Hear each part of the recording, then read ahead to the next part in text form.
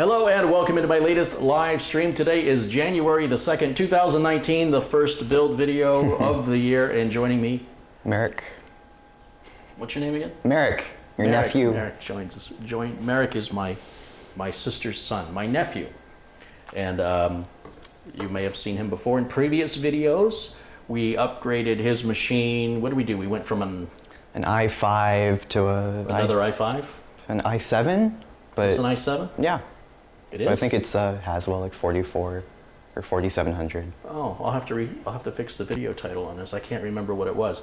So we had an Evo 212 on there, and you've added a graphics card. Yeah, I added a GTX 1070. 1070? Founders, yeah. And then also replace the power supply. Yeah. So you've got a Corsair RM650i. Now, why are we upgrading this?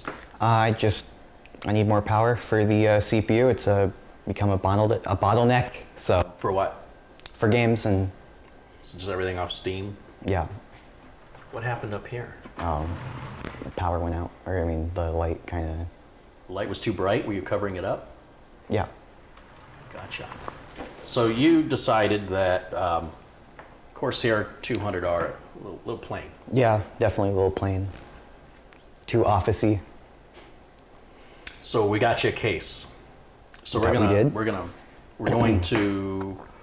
I've never heard of this case manufacturer. I've never seen this case before, so it'll be kind of a case review. Yeah. While we do it, I have no idea what to expect. The specs on it look good. It was like $50, $52 for this case, and you'll see it soon enough. First thing we have to do is start tearing this one down. We got a couple of hard drives in there. What do you got in there? I got a terabyte hard drive and then like a 256 gig SSD. So. But there's another hard drive in there too. That might be the backup one. I never hooked up. Oh, okay. And then there's an SSD in there. Okay, gotcha. Now this has an M2 on it. Yeah. Are we going to use that, or are we taking that out? I think we should use that. I think so too, but I didn't know what you were thinking.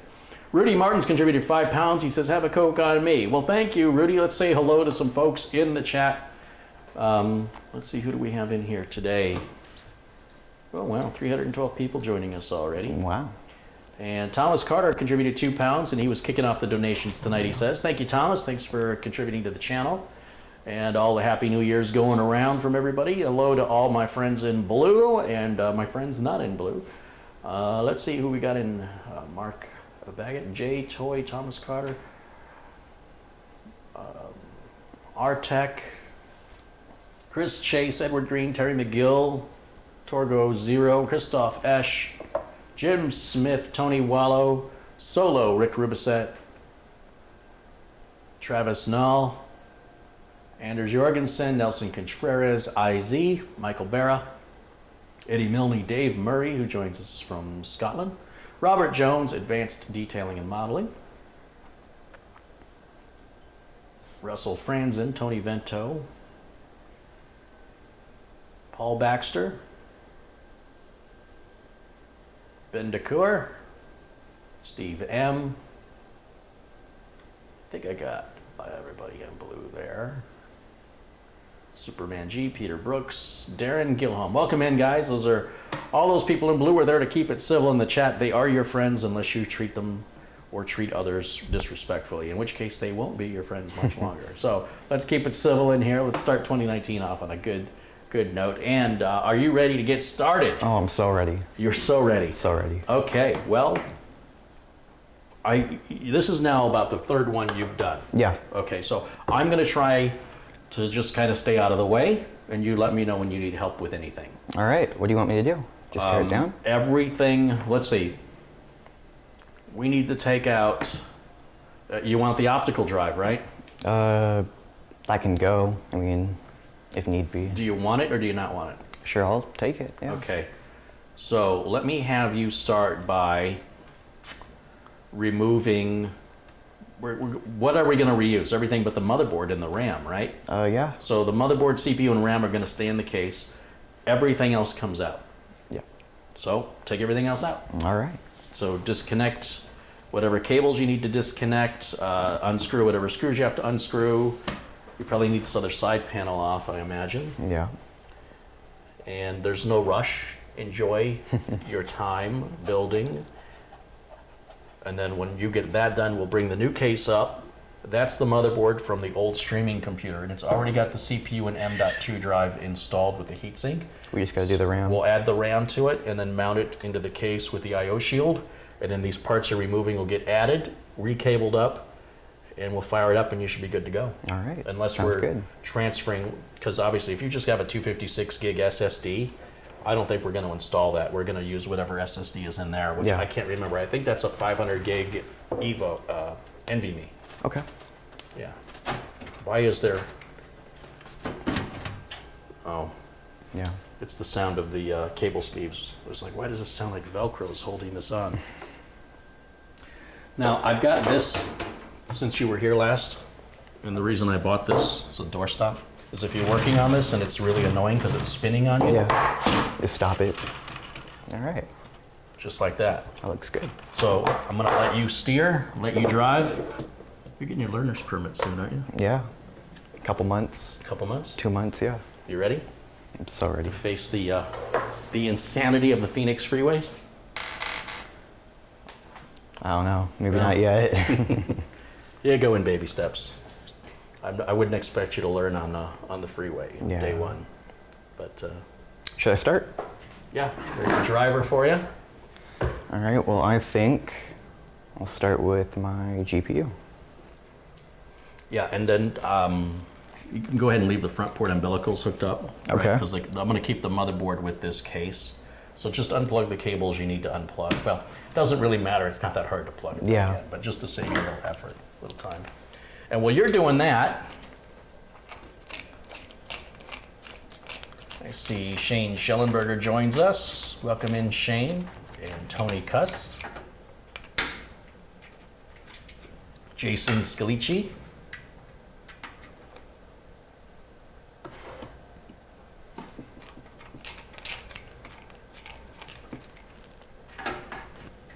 Paul says this is going to be a good build.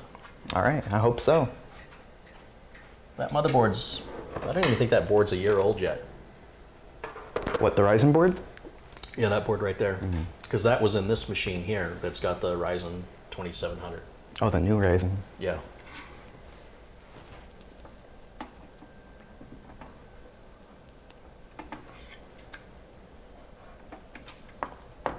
Gary says, did he use a Cooler Master Hyper 212 Evo in his current case? Yes, he did. Alan Bedgood's contributed $2. Excited for 2019 and to learn more from you, Carey. Oh, good, Alan, because we've got a lot of stuff planned for videos coming up this year. Let him use the power screwdriver. Do you want to use the electric screwdriver, or do you want to use? What do you want to use? Well, I don't know. I Personally- can't break anything with this. Well, taking screws out with an electric screwdriver is pretty easy. Yeah. It's putting them in that worries me. So if you want to use it for taking out, that's fine. If you want to use that, that's fine. I'll stick with this. Okay. Well, nice contribution just came in. Oh, I'm gonna borrow the mouse. All right. You just keep going. I'm just talking to the folks where you work. Yeah. I like this procedure. I like this process. John Craig has contributed 20 pounds. Make sure John's a moderator. And he says, thank you, Carey, for jogging my memory. After 40 years in the business, I can make just as many rookie mistakes as I always could. Hubris reminded me to stay humble. Happy New Year. Yeah, I don't do that intentionally. I don't remind people to stay humble on purpose. It's I get humbled, and then it's on live camera, and I gotta keep moving. I can't just stop and go, oh, I'm a dummy. I have to just keep moving forward and say, you know what? It happens to everybody, and it's okay. It's not a big deal. Everybody always wants everything to be perfect the first time, and my God, if your life was that way, you'd have the most boring life ever.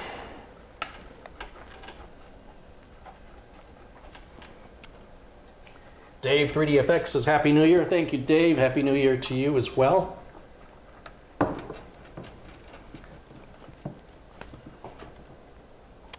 Tell you what, this pin, or this 24 pin does not want to come out.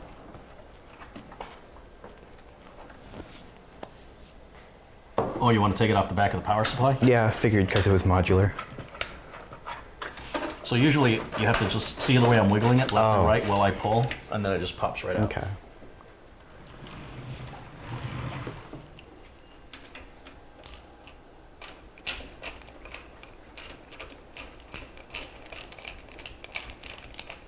Third Eye Chakra has contributed $2. This is thank you for all you do. Well, thank you, Third Eye Chakra, for contributing to the channel.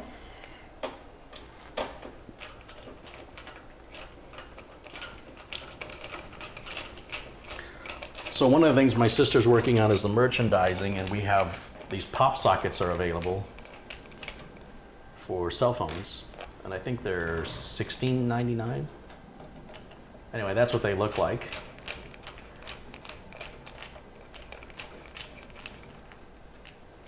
Gary Belts has contributed $10. He says, here's to a great 2019. Well, thank you, Gary. Happy New Year to you.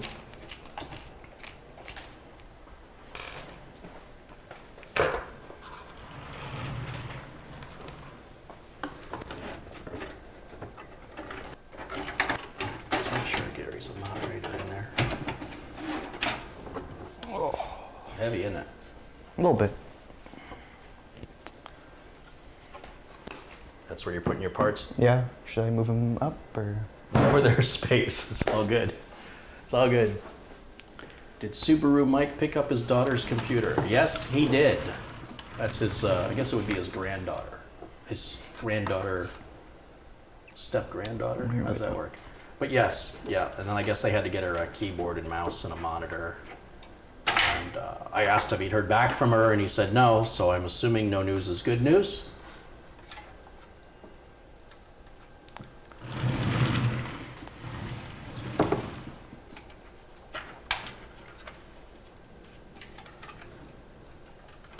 David M. says, I was a happy camper for Christmas this year. Family member gave me a 500 gig Crucial MX 500 SSD for my aging computer. Yeah, that can make a world of difference.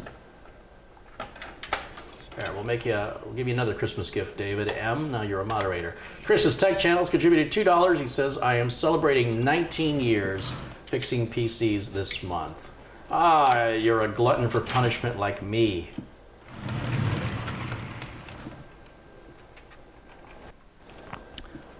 I have no clue how these hard drives come out. Can't find where to pinch the caddy. Oh, there should be a screw on the side that secures them in. Those holes are empty. They're both empty, so then just remove the latch and slide the drive towards you. Found there it. you go. Do you know which is which? What size is that little one? I think they're both 1 says right on terabyte. Yeah, this is 100 or 1000 gig. Okay. Seagate Barracuda. And I think this is the one That's the Western Digital Black. Yeah, that's the backup. Okay. All right. A little dusty in there. Yeah. Not too bad, though. Get a leaf blower. And the DVD drive, we're pulling that.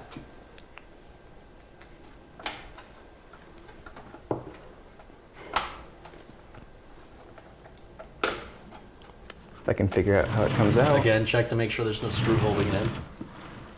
Nope, screw holes are empty. So just pull on the lever and then push it straight forward.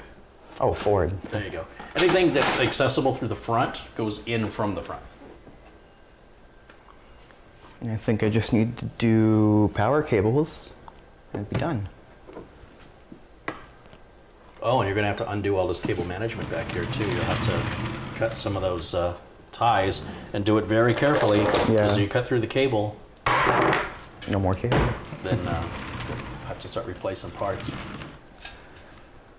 Mr. Z says hello from Sydney, Australia. Orlando Brief says hello. Hi, Orlando.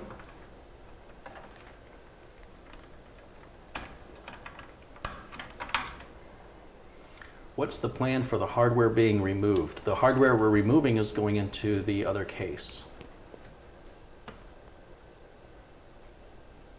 Samuel Ramos says Happy New Year. Happy New Year to you, and thank you.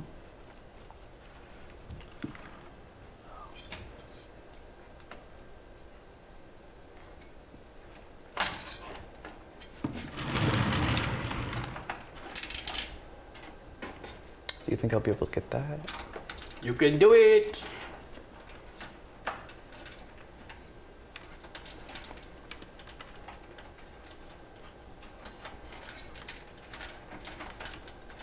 Hold on a Song 2010 says, I just donated $5. Well, thank you for supporting the channel. It must have been through PayPal.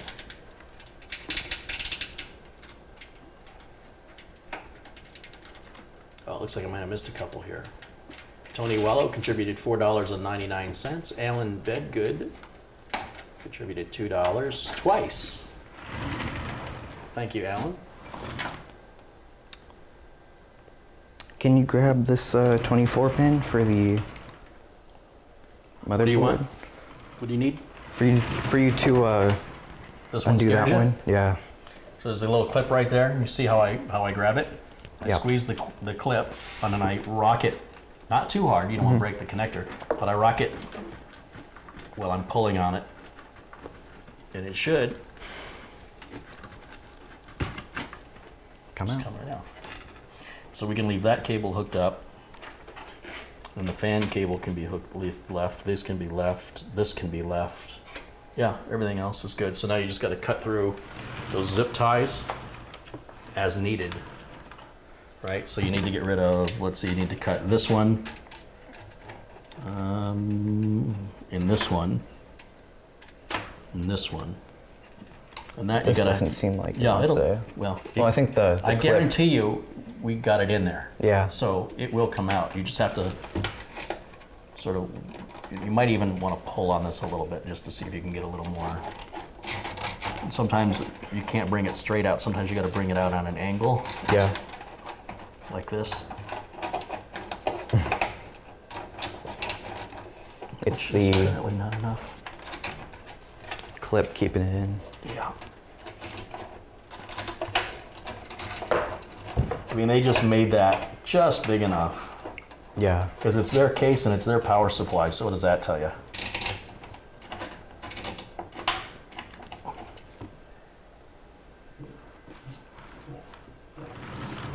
That is tougher to get out than I remember.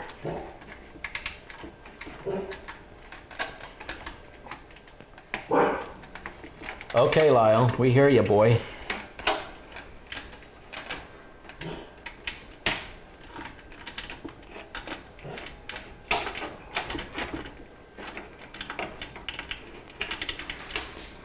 Well, it's in there good. So when stuff like this happens, really just kind of laugh it off, you know, be like, ah, well, you know, it's not the end of the world, it's a little frustrating, don't force anything, but just try and, Maneuver it out. yeah, try different angles and different ways of finessing it. If you just keep trying to pull on it the same way over and over, that's just going to be an exercise in frustration. Yeah. So the idea behind perseverance, when somebody says never give up, what they mean is don't keep doing the same thing over and over. Of course, What they yeah. mean is don't give up and keep trying different methods until you figure it out. I'm afraid some people are just too literal these days, and you say don't give up, and they just keep doing the same wrong thing and keep getting the same bad results, and they just get angrier and angrier. And Yeah. they're like, well, that's horrible advice. And it's like, well, no, you took it too literally.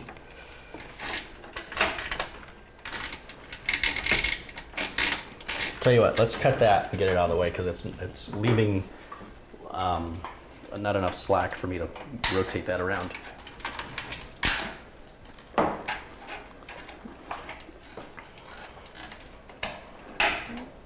I almost got it. Keep going.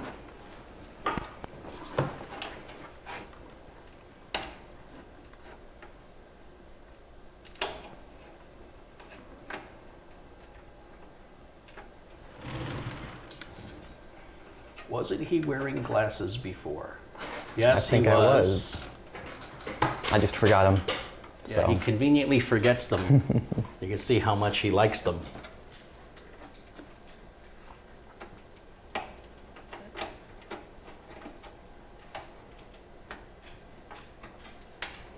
It is just so close. I know. Here, what if you do that and I pull on it? There we go. Yay! And then let's get rid of that one and that one.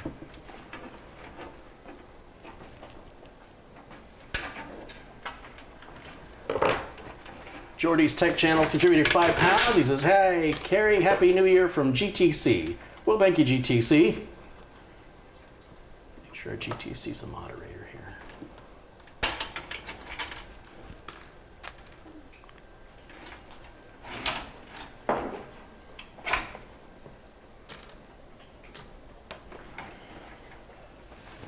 Making good progress. Yeah.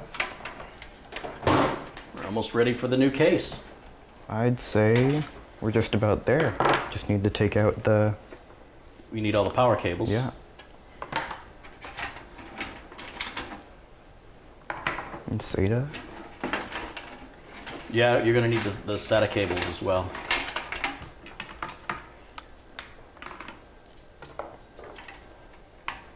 Fan.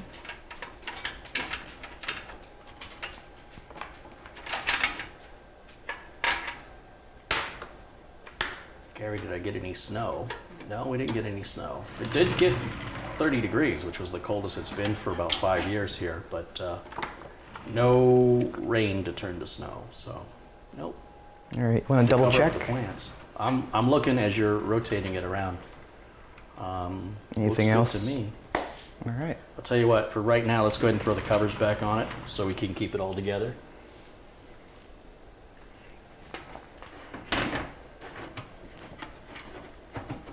Here, you can put your side on. I'll put this side on.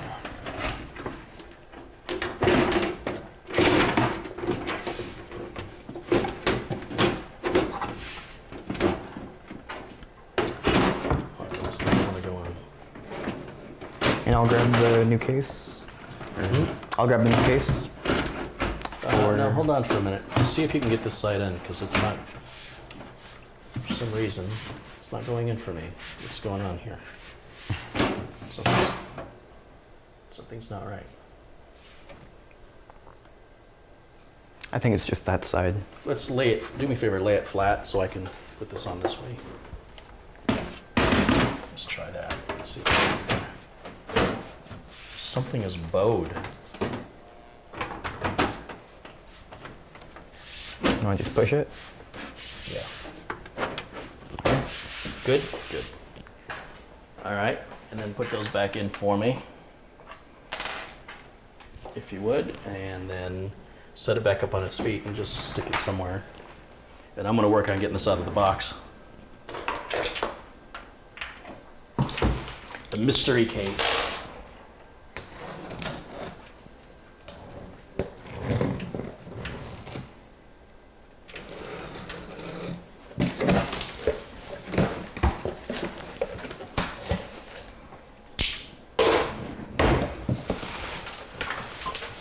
So what made you pick this case? Well, it was cheaper, and Yeah, but how did you find it? Did anybody you know recommend it, or were you reading reviews, or? I used to be, I was eyeing that company a while ago when I yeah? didn't I even never have a heard of computer them. for a first case. Yeah. So Well, it's not a huge difference.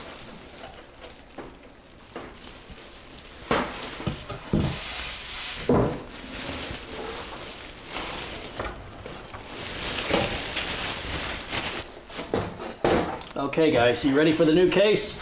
Here's what it looks like. Dun, dun, dun. This is, what is this? the RIOTORO. Is it RIOTORO or RITORO? RIOTORO. The RIOTORO CR488.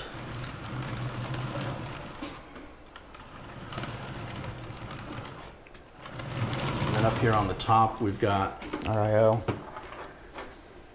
two USB 3s up front and on top, power button, reset button, headphone. Mic. What's this? Oh, that's the hard drive LED, and I guess the power LED is on the button itself. Looks like there's room up here for a couple of fans. Oh, I thought that was something. All right. There's only one thumb screw on each panel. This was what, I think $52, and I'll have to find a link for it. Yeah, it was definitely I don't think we need this sticker on here. Cheaper case.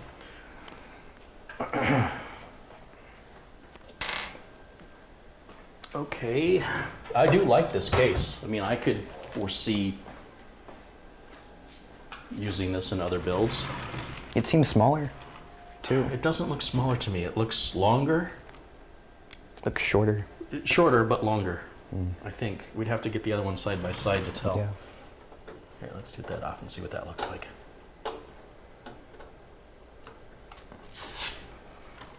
Oh, that must light up. A little bonus.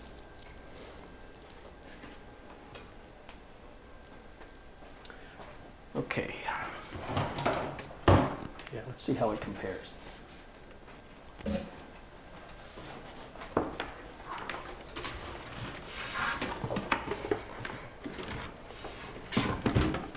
Oh. Wow, the 200R is actually a little longer. And they're almost identical in height. We don't have any front bays, though. I guess I not. thought this had front bays on it. It's not a big deal. It's just the DVD drive I'd be losing out on. Yeah. Okay. Good to know. I don't remember this being on here. You want to move that? Ooh, it's leaving it on there. Yeah, that's why I left it on there. That's that from Gears of War, right? Yeah. Let me just move this in the other room. Go ahead and start pulling the panels. All right. A little easier to come off.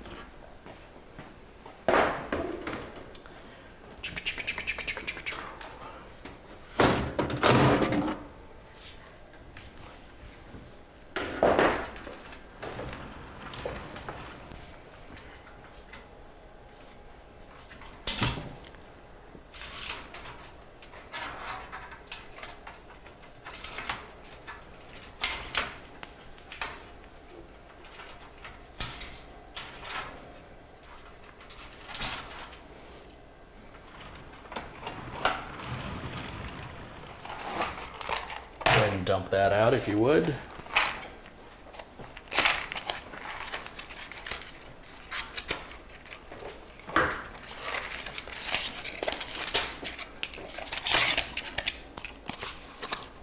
Ralph Weisner's contributed €5. He says, have a great new year in 2019. Thank you, Ralph. Thanks for supporting the channel.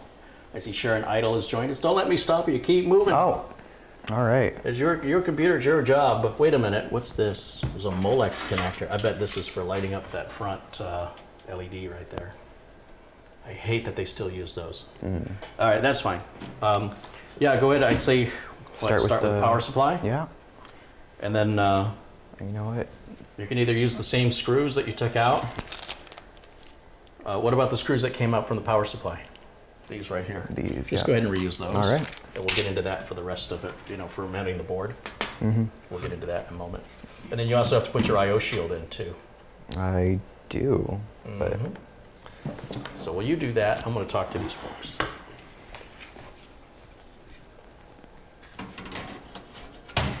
Tom says, wow, it's got a racing stripe. Well, that's automatically going to make it go faster. RIOTORO fans are good. I have a couple in the machine I'm watching this on. Oh, I didn't even heard of RIOTORO. Sounds like rigatoni.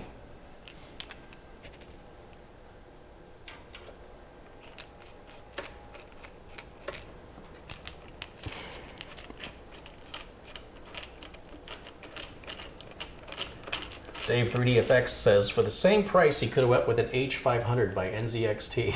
I was looking at one. That was his first choice, but because I built in 2 of those, I wanted him to pick something different. But that was his first choice.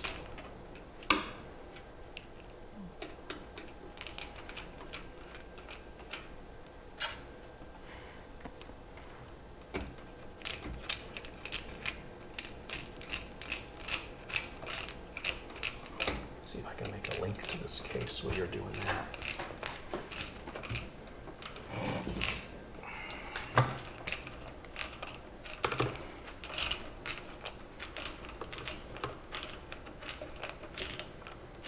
RIOTORO. What is this? CR488. $59.99 at Amazon.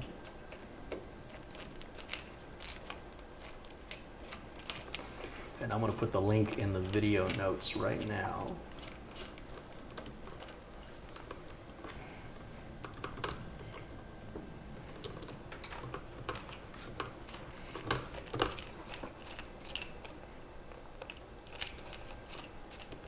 There we go.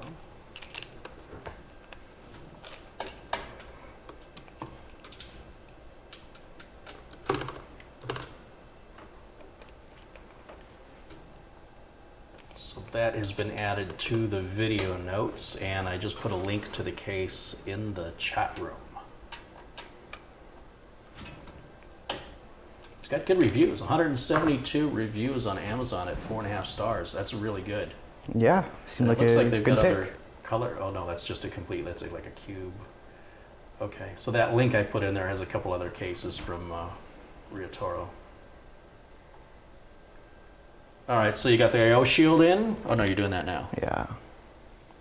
It goes in from the inside, right? Correct. Okay. But you gotta make sure the speaker holes there are on the bottom. So there you go. And if you want to lay the case flat, Yeah. if that's easier, go right ahead. Do whatever you need to do to. There's no right or wrong way here, so whatever way you prefer is the right way.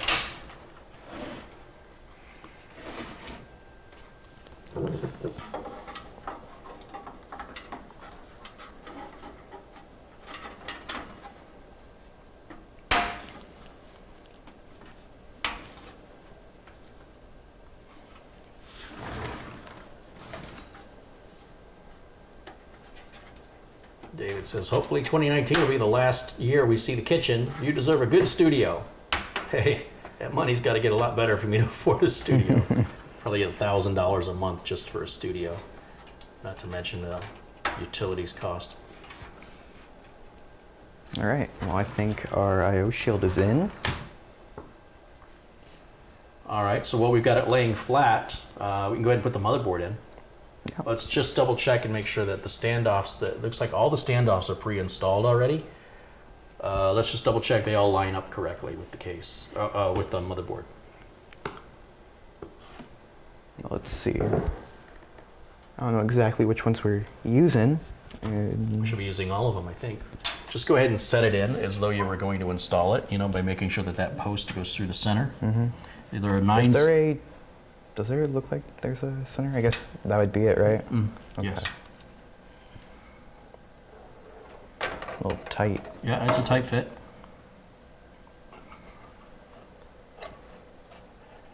Perfect. And then just push it forward from the back, right back here, until that post comes up through here. Am I lined up on the I/O? Yeah, it looks good on my side.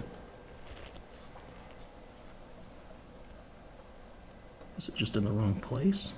No, it's... Oh, you got a ways to Right go. there. See how far you are from the edge of the case? You got a good 1/8 of an inch to move forward. You're gonna have to use a little more muscle. Just make sure you're not being held up by anything. I just want to be careful with it. Well, you don't want to push it down. You want to push it towards the back and it should fall into position. Let me just take a quick look here. Because I'm seeing you push down on it, that makes me nervous. Go ahead and let go of it. So once I've got the board in like this, I usually push it towards me.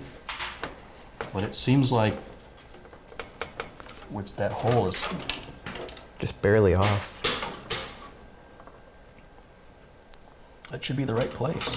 It looks right.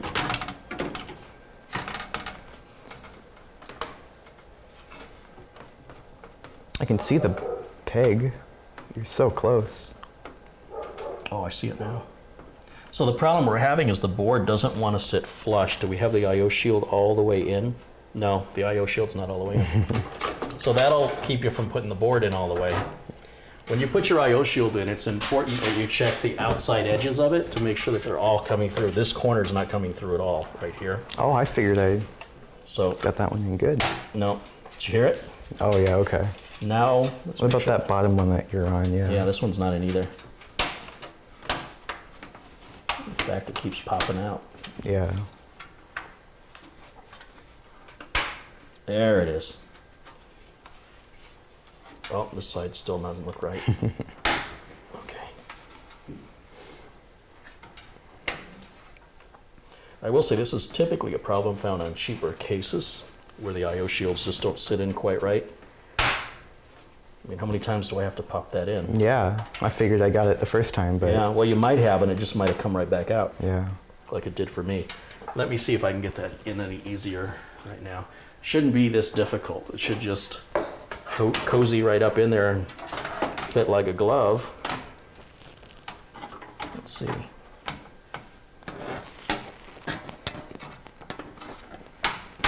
Much easier, much easier. All right, so we've got one there. Okay, so you're gonna have to put in, hold on, this might, I think this is a scammer. Let's take it.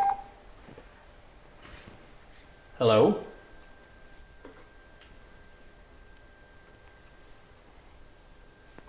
Hola, mi llamo Carey, mucho gusto. ¿Cómo está? I guess the point of calling me was to hang up. I guess So so. in the bag of screws, you'll see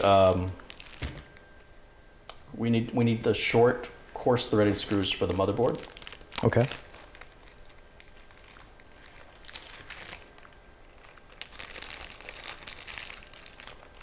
How many do we need? We're gonna need, I think 5. Let's see, 5. 1, 2, 3, 4, 5. 5 of them.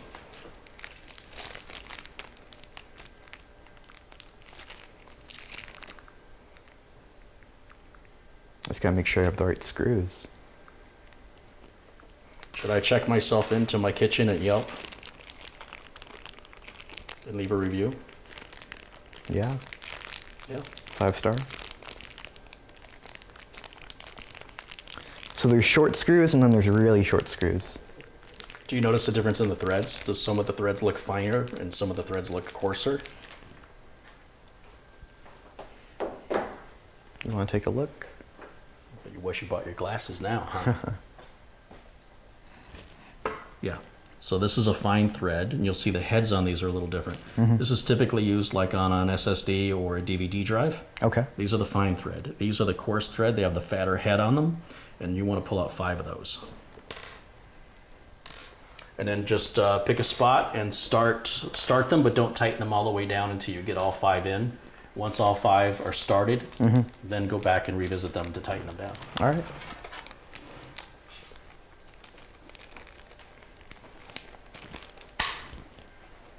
Move, dog.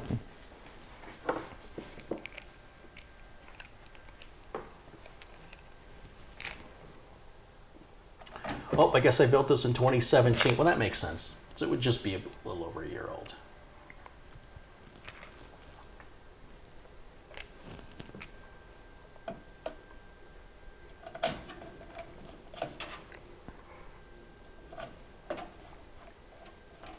Christopher wants to know if I'll be doing more cooking videos. Yeah, that'll be coming up once I get caught up with the work.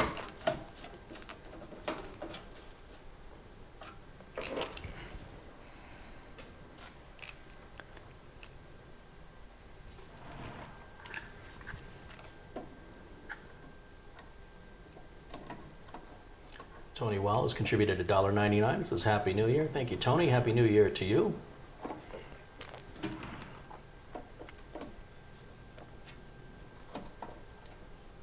Superman says, I recorded my encounter with a phone scammer. Can I share it on your channel? Yeah, you can post a link to your video, Superman. That's fine.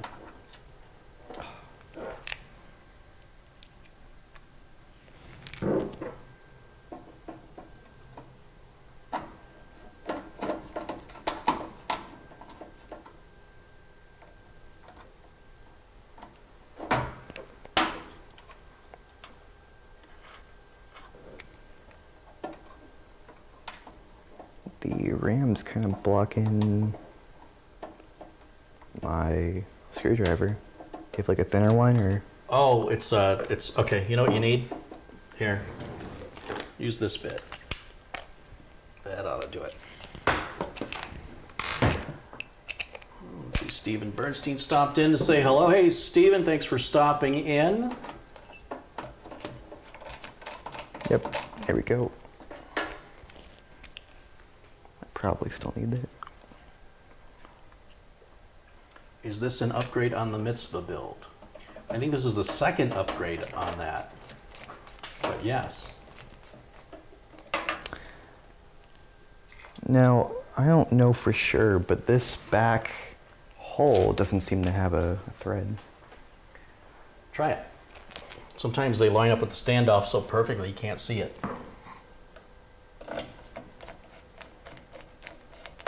Is it tightening down?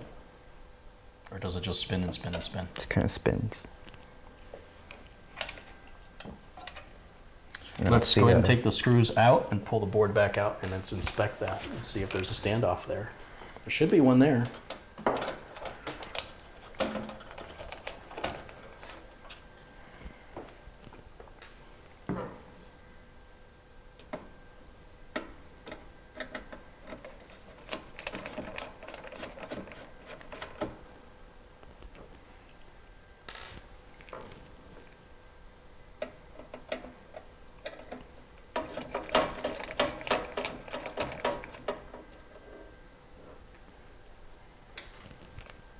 Is that everything?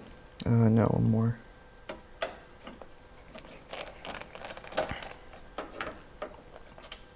There you go. Let's see if there's a standoff right there. Oh, you're right, it's missing. It is missing. That is weird for them to not include that one. They included all of them but that one. Yeah. So everything is at the ATX standard except for that, which now means it's not an ATX standard anymore. So in the bag, there should be a standoff in there. There is. And go ahead and start that with your fingers, and we can tighten it down with this. That's a 5mm socket. I need it, what, right here?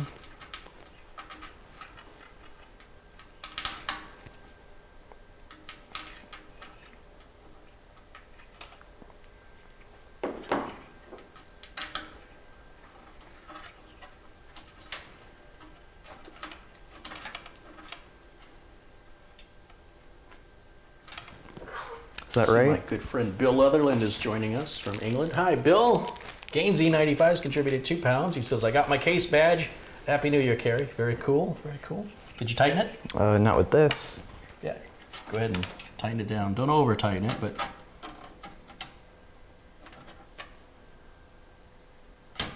Perfect. Now we can try putting the board in now. See if you have better luck with it now that the IO shield's in. We know it's fit before. So you should be able to get it. Nah, I can't see my IO shield. There we go. Oh, look how much easier that was. You didn't Yeah. even put any effort into it at all. It just slipped right in there. And then it rested down on that standoff with the post. That's how it should go. You shouldn't have to struggle with it.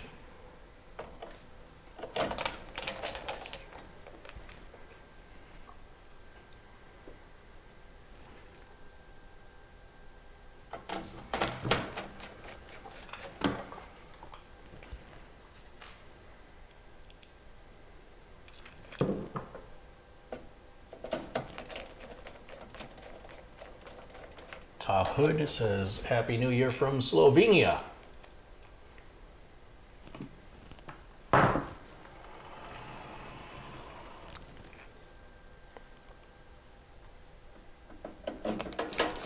Popsocket on Amazon doesn't ship to the UK.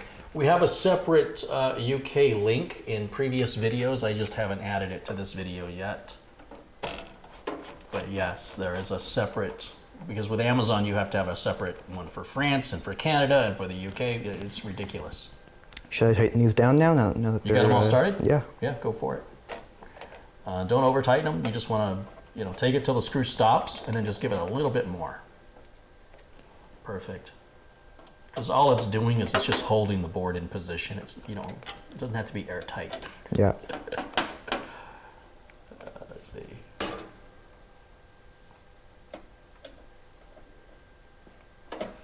Carey, do you like this case so far? I've got no complaints so far. Not yet.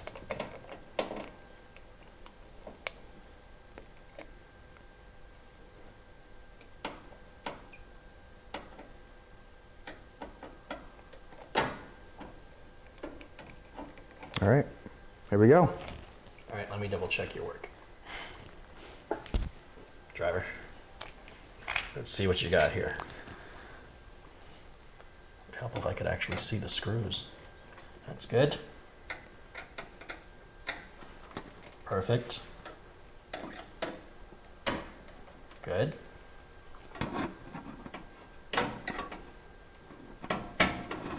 Good.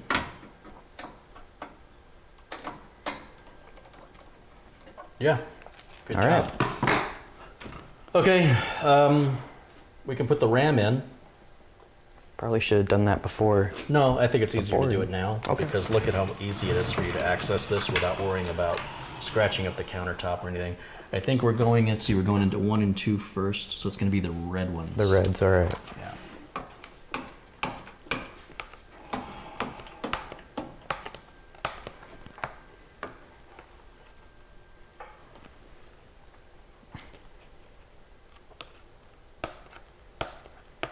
Robert Osborne's contributed $10. He says, Happy New Year, Carey. Please spend it all in one place. Thank you, Robert. Gold Village says, Happy New Year from Sweden.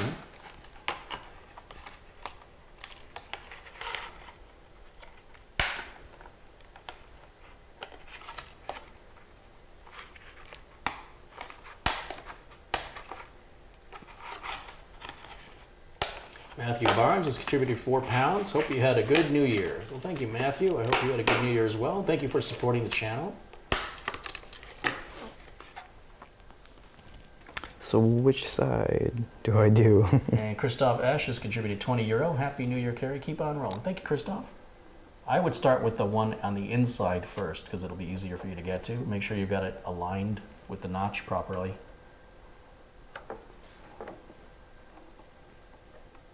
Thumbs. Use your thumbs. One side first, then the other side. Perfect. Perfect.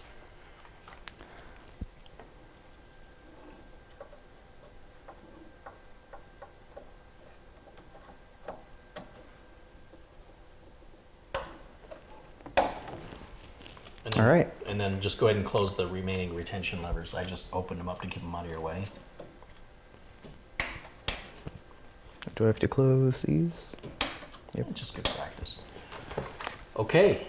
Go ahead and set the case back up. Oh, here's something I don't like on the case right here. This I don't like at all. How are you supposed to get that filter off to clean it? It won't come off this way. Seems Isn't like that a a simple stupid pull. design? Yeah, good luck putting that back on when the case is on its feet. Or taking it off. That's horrible. That is absolutely terrible. I would just remove it. I wouldn't even use it. If it was me, I'd just take it off and throw it away.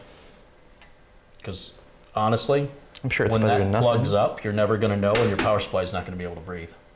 And there's no easy way for you to check that. You have to lay the computer on its side, which makes that useless. The least they could have done is made it magnetic.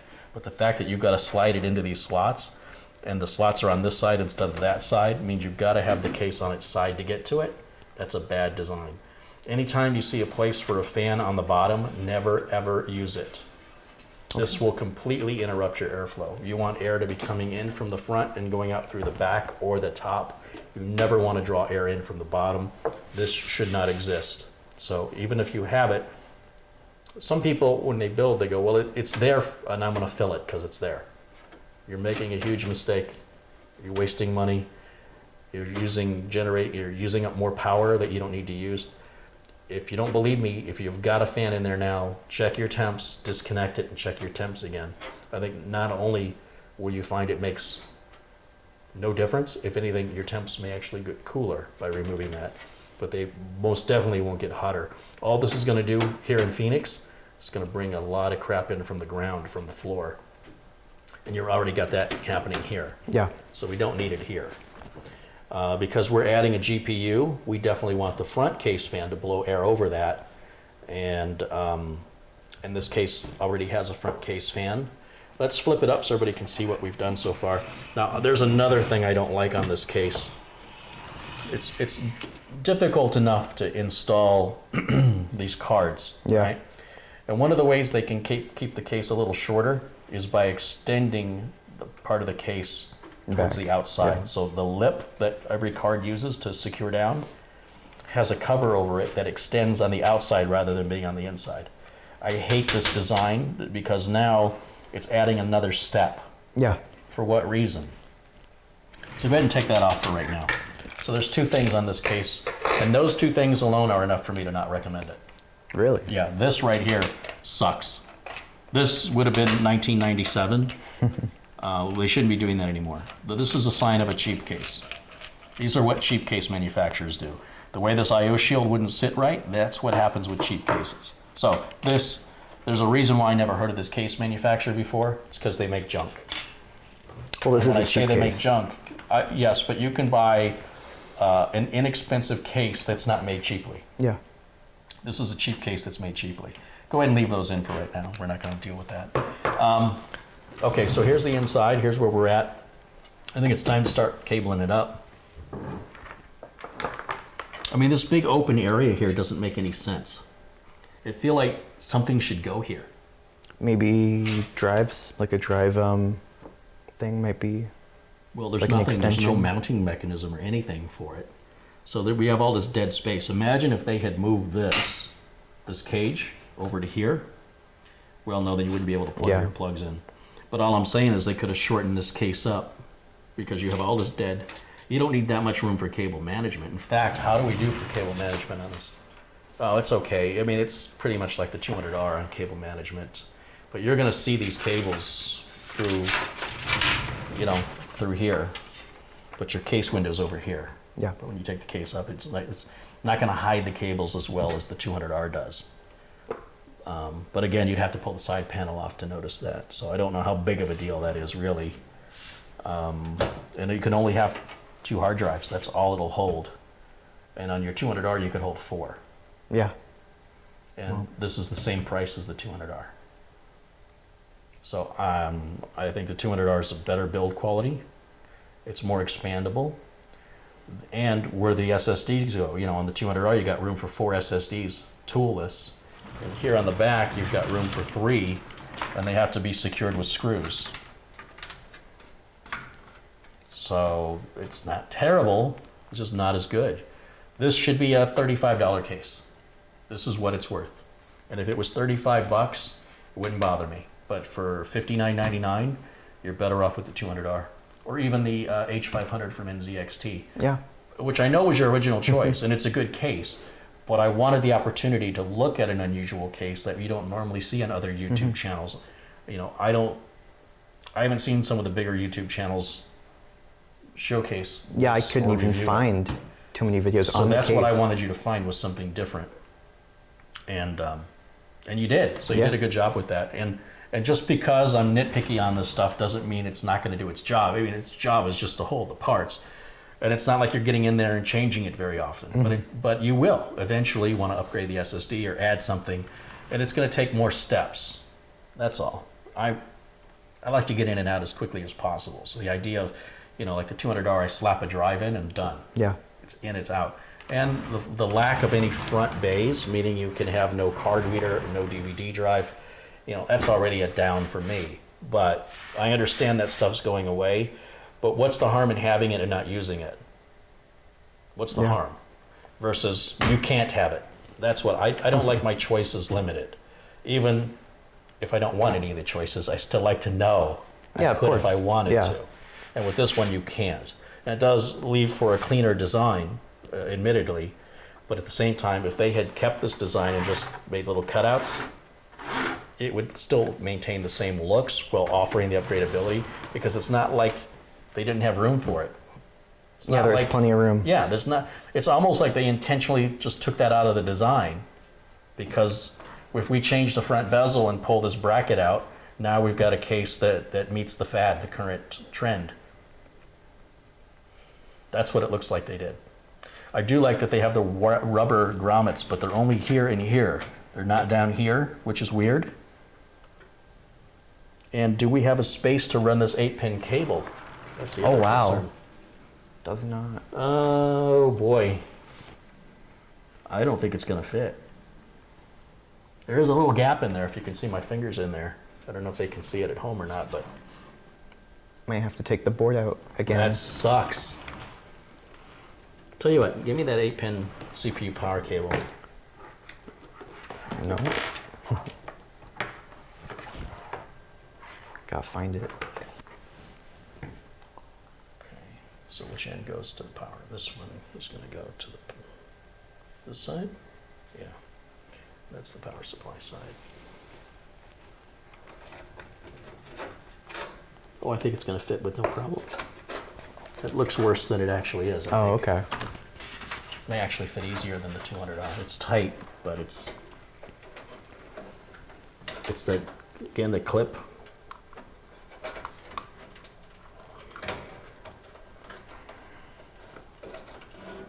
I don't know, you might have to take the board back out to get this cable in there.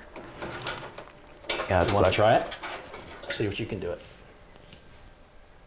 Well, I didn't even think you can get it in there with my stuck on.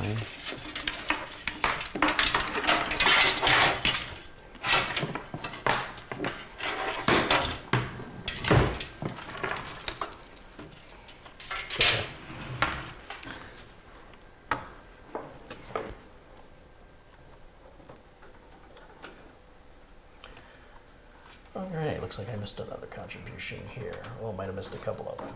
Let's see what we got.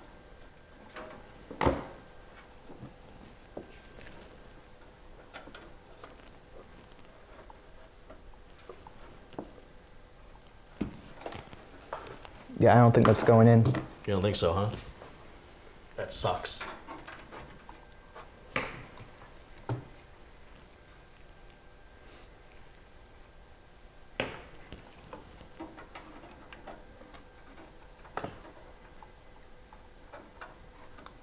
Lakchin has contributed 20 Indian rupees. 20, it looks like $20, but it's actually, in the United States, that's 29 cents. But thank you for the contribution. And there's another one that came in, that's from Alan, it's $6.66. Just keep up the good work. Thank you, Alan. Yeah, it's not going in.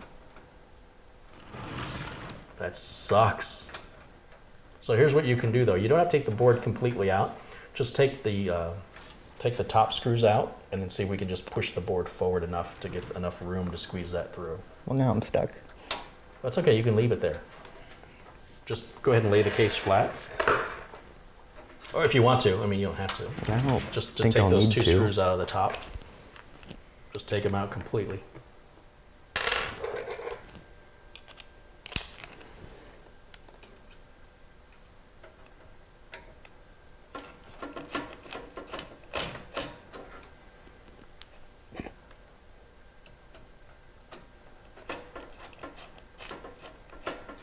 All right, now I'm going to push on it. Well, I haven't taken both out.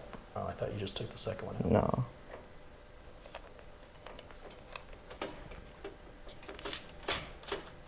That's not a good case design. What a shame. Is it the case or is it the board? That's the case. All the boards measure the same. All right, there you go. Are you grabbing it? Yeah. I'm grabbing the board or the board. I'm hitting something. You're hitting the board. Am I still hitting the board? Yeah. Oh, that sucks. So we're pulling the board away, but we're not able to pull it down. Well, the I/O shield's kind of keeping it in still. Yeah.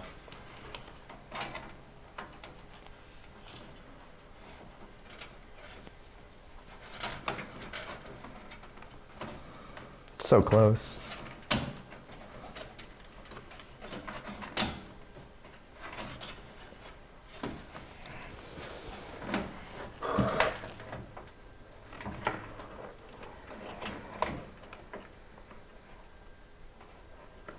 You like have it pretty much. It's that clip. Yeah. What if I take it all the way to the, no, I guess I can't.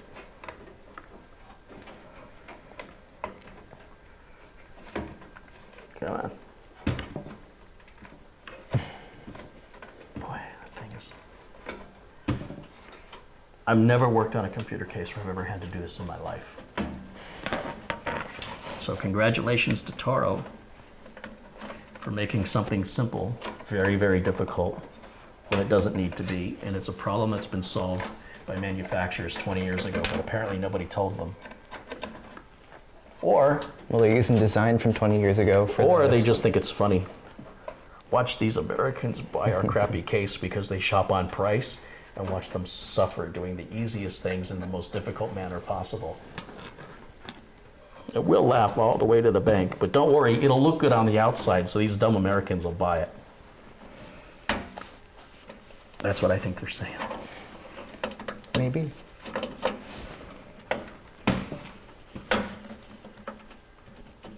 So at this point, I'm afraid of breaking the board. It's having to bend significantly to get this through. And I'm so close. Do you think we might be able to route it in this hole right here? Bring it out over here and up?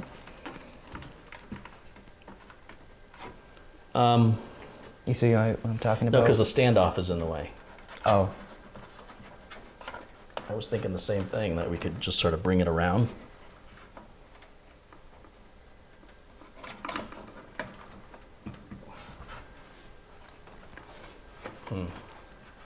Well, that's unfortunate. That's all right. You know what? It's fine. Just take out the other screws. Just take a minute. So what I'd like you to do is take out all the screws that hold the board in. Yep. We're going to take the board out. We're going to pull the cable through and put the cable on the connector while it's out, because it'll be easier. Yeah. Then we'll put the board back in and secure it. Again, first time ever I've had to do that on any case. So massive disappointment there. Because the case manufacturer knows all motherboards require CPU power. Yeah. And that's just pure passive aggressive behavior, or just not caring on behalf of the engineering team, or the management telling the engineering team what to do. Probably management's to blame on that one. Ray Burke says, Happy New Year. Hey, Ray, Happy New Year to you.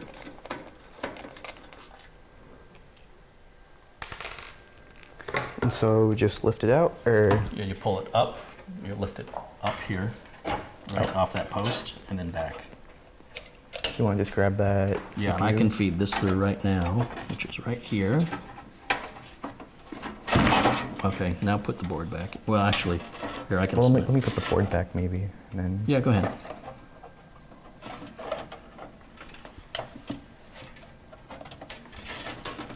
And this can go on right now.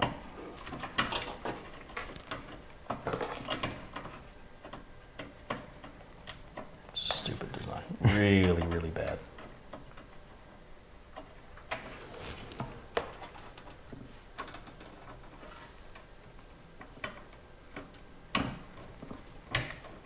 Okay. Remember not to tighten those until you get them all in there first.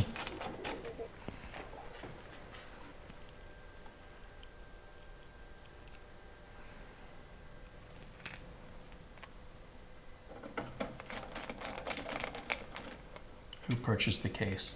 I purchased the case. I asked Meric to pick a case because he said he didn't like the $200. It was too Bland. officey, Yeah. too bland, too plain. And this is where we go, it's a typical mistake where you get blown away by how something looks, but it's not put together very well.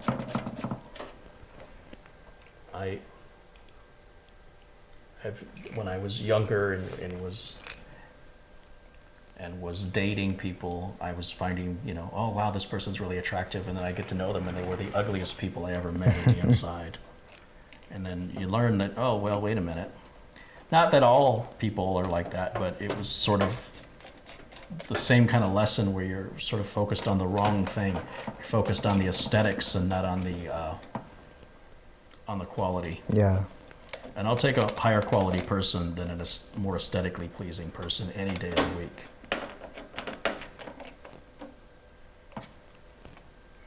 Some people are saying you should mod the case. The thing about modding a case is you can ruin a perfectly good case, but in this case you couldn't make it any worse. So I'd say, yeah, this is a modding case all day long because it's so bad. Anything you can do to it would be an improvement. All right, let me double check your work again here. Yeah. Make sure you got that good. That we haven't missed any.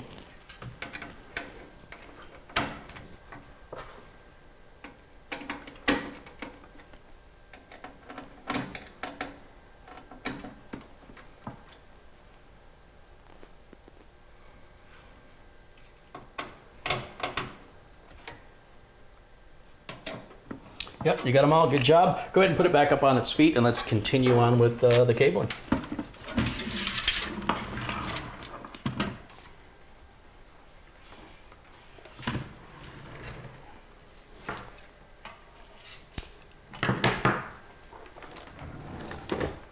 You know what? Maybe I should put this in.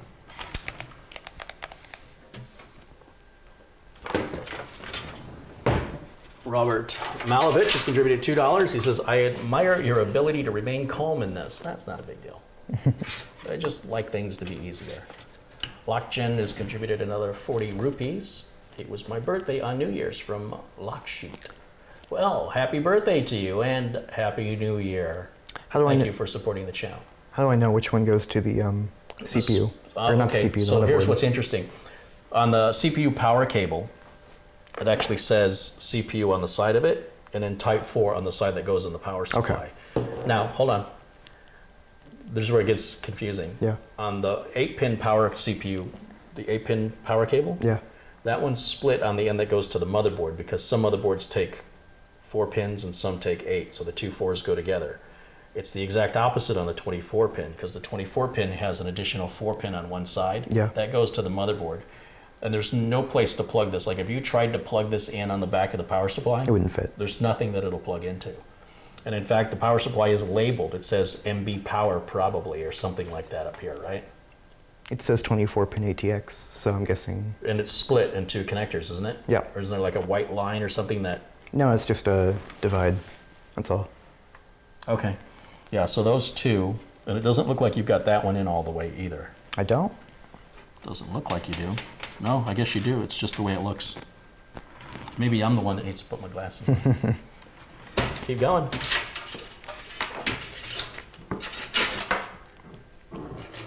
Want to grab that? Peter says I could have made a little hole for that CPU cable with my shotgun.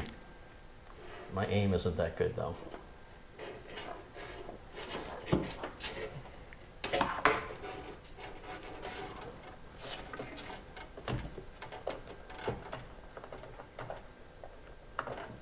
Is the 200R still being made?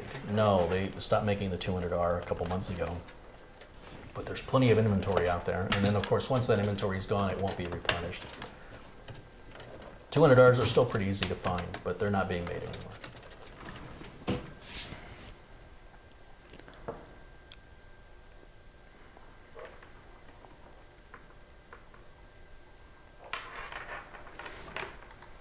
Wow, 721 people are watching live. Welcome in, everybody. All right, what you doing? I got the, oh. So this one you're going to plug in, right? Yeah. That'll come around here. Right? Should it go in the grommet? Do you want to? Nobody's going to. I mean, it just barely fits. Hold Should up it go here? in that one or the top one? Top one, yeah. There you go. It's kind of stupid. I mean, that almost doesn't even fit through that grommet. I don't even know what else that grommet would be for.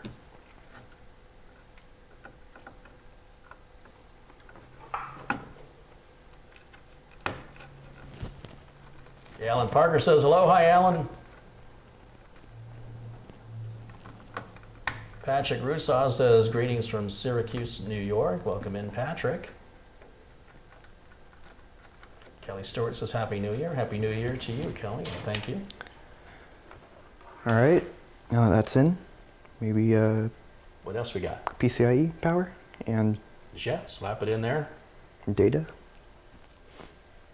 Yeah, you can put those on, and we have all the front port umbilicals to hook up. Front port audio, front That port too? USB. Yeah. Ooh, I don't like how they did that at all. They used the nylon zip tie up here, and they left it real sharp edge on it. Don't know why they did that. Because it's cheap crap. Yes, the RIOTORO. You heard it here, folks. You heard it here first. The RIOTORO. What's the model? CR488 is crap. Absolute made in China, cheap Chinese junk. That's what it should say on the side. Cheap Chinese junk.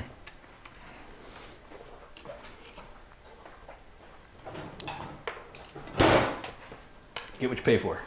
Yeah. But the good news is when a friend comes over and looks at your computer, they won't know what crap it is because they're just going to be influenced by how the outside looks. And they'll go, huh, it's a pretty good looking case. Maybe I'll buy one. And you should be like, no, Oh. don't. But, you know, it does its job. It's just harder to work on than it needs to be. That's all. Once the cover's on and the screws are put in it, nobody's going to know what a piece of crap it is.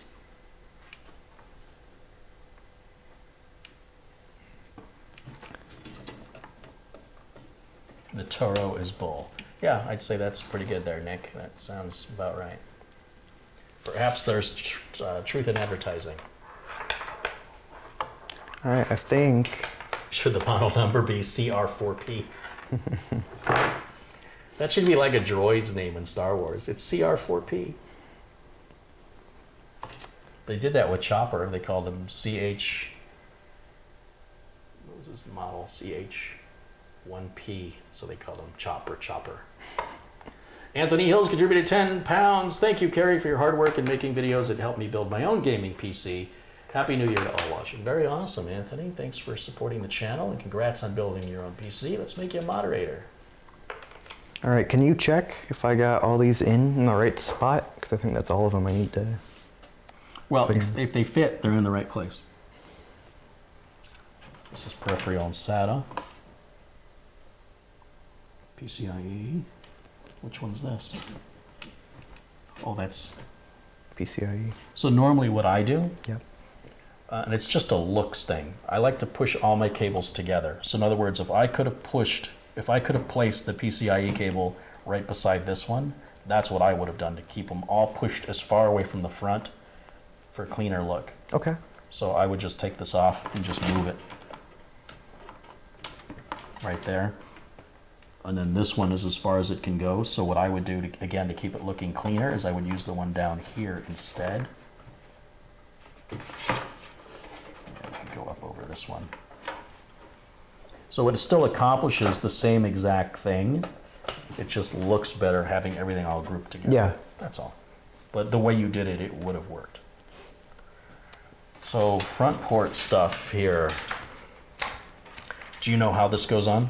I know how some of it goes on. Get to work. Just get it untangled right now.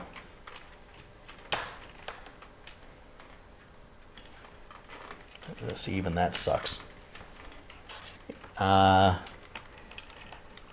you know what? Give me the wire cutters. Do you have the wire cutters? I don't even like the zip tie they put on because they actually tangled the cables and then zip tied them tangled. Thanks for nothing. Let me get these untangled. There, that's better. Okay, it's all you. No? Well, okay.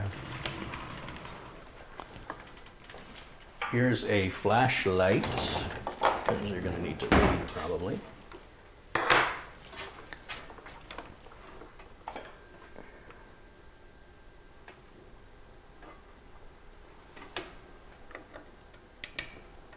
Start with my USB. Whatever you want. I'm getting another Coke. What are you, still drinking your coffee? Yeah, but I'm almost out. You want anything else? Water? Yeah, I'd take a water. I got water.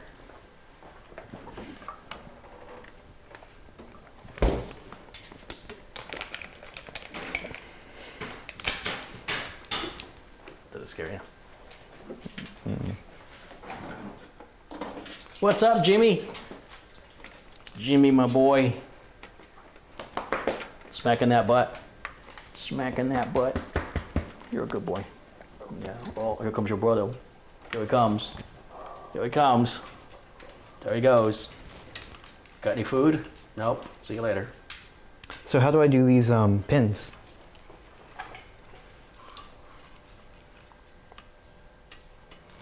Well, You want to put that in real quick?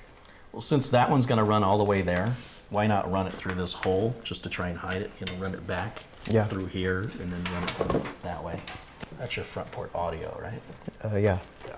That always goes on that bottom left corner quadrant of the board.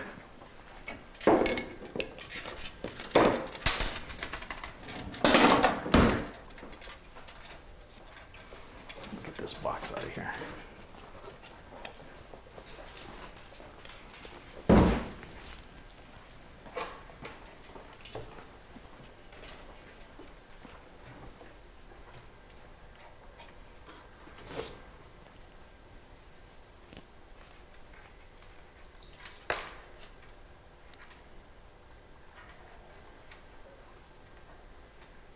All right, so how do these go in?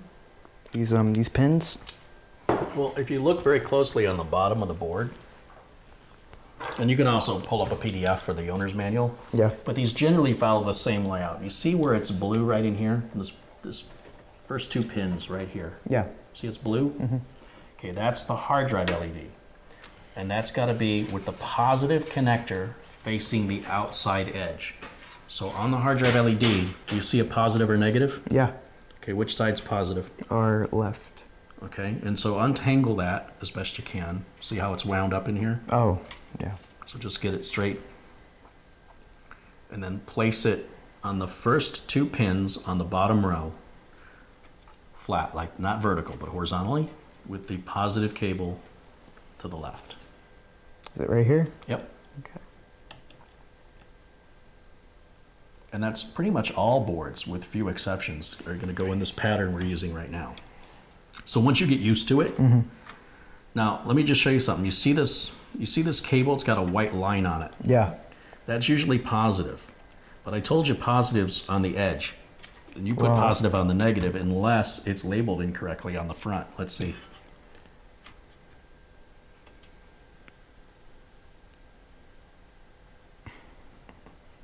So positive. You can't see the white line at all on this side. When you flip it this way, So positives on this side, right? Positives so if we turn it facing you. around. now positive's facing me. Yeah.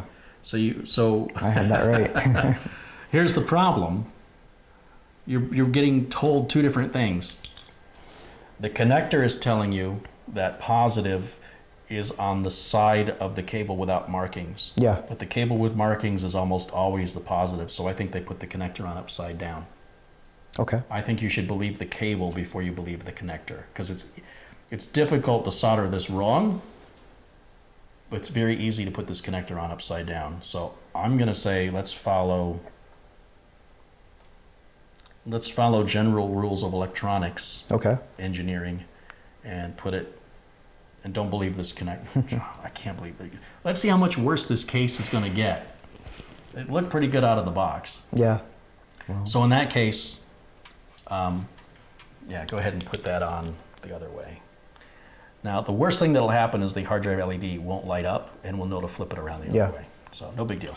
Now the power LED, I want you to do that one next.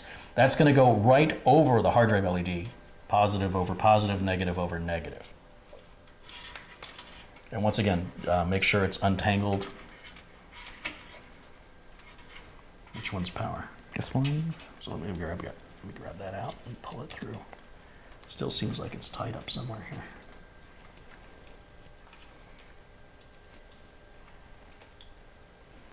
Yeah, that'll be fine. All right. Now let's see on this one. Now one of these says positive and one of these says negative, right? Yep. And does the positive one match the one with the line on it? Is there even a line? Yeah, that's a good question.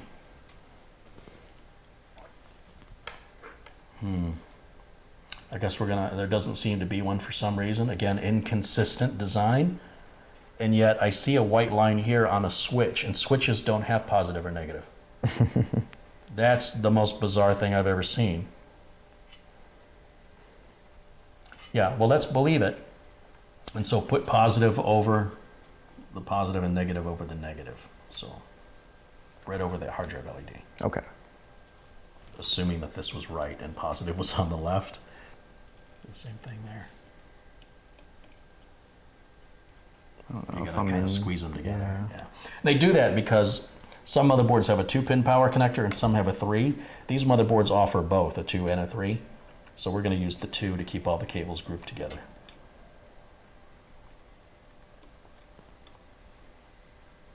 There you go, perfect. Yeah. Okay, so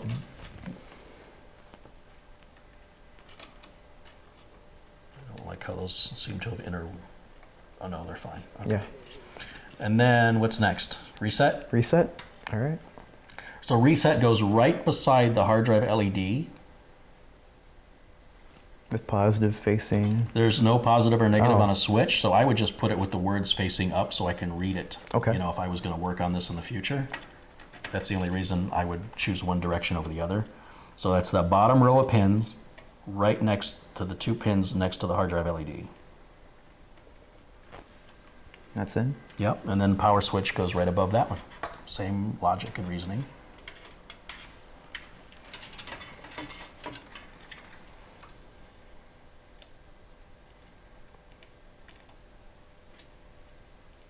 So as far as it goes on, there. See how much further it's seated? Perfect. That looks really good. We'll just have to double check that hard drive LED. Well, we're going to check them anyway. Yeah. Then this is going to be, wait a minute. Our fan? These are all different lengths. Why did they do that? All these cables go to the same place, and yet look at how much extra cable there is on one compared to the other 3. Again, that's just sloppiness. It's unnecessary and unjustified by the manufacturer. But we're missing the, oh, it's this one. Okay. All right. I thought I saw this one. Yeah, that's a fan. Header can go, you can put that one here if you want. So take off the zip tie and then maybe, or just wire tie, and then run it through here and then onto there. Okay.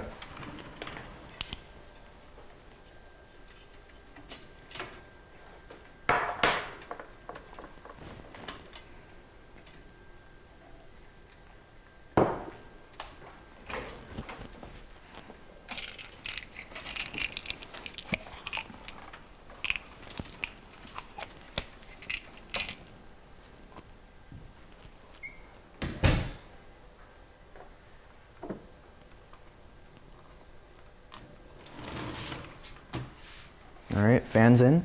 Our fan's connected. All right, and let's do the rear fan. Same thing. Take the zip tie or the wire tie off of here and plug it in right there. Do I even need to take the wire tie off? Well, we do because we need to replace it with a nylon zip tie, and I can give you one right now if you want to zip tie it now. Okay. Let me grab them. Case didn't come with any zip ties, did it? No, it came with a couple small ones. Oh, it did? Yeah. All right, go ahead and use one of those.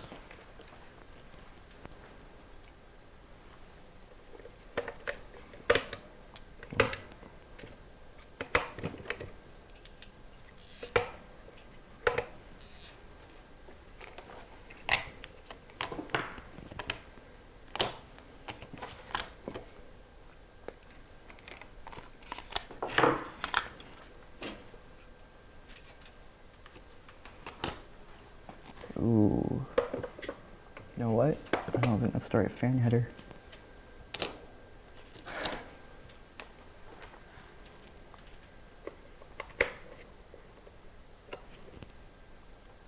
Wow.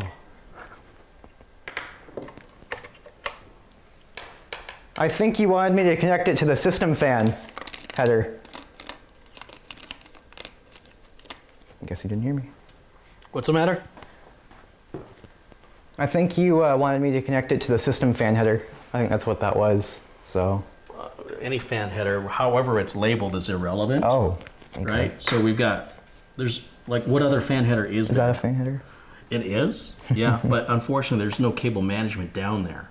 So it's gonna look cleaner if you use this one, but they'll both work equally the same. Okay. So it's just a judgment call. I prefer to use any fan header that is closest to the fan, regardless of how it's labeled, unless it's an all-in-one pump header or specifically for the CPU fan. So those would be the only 2 exceptions.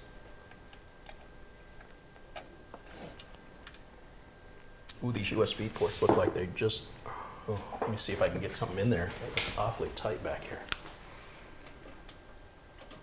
Oh, surprised. It does work. It just seems like here on the back, it seems like there's not enough room. Yeah.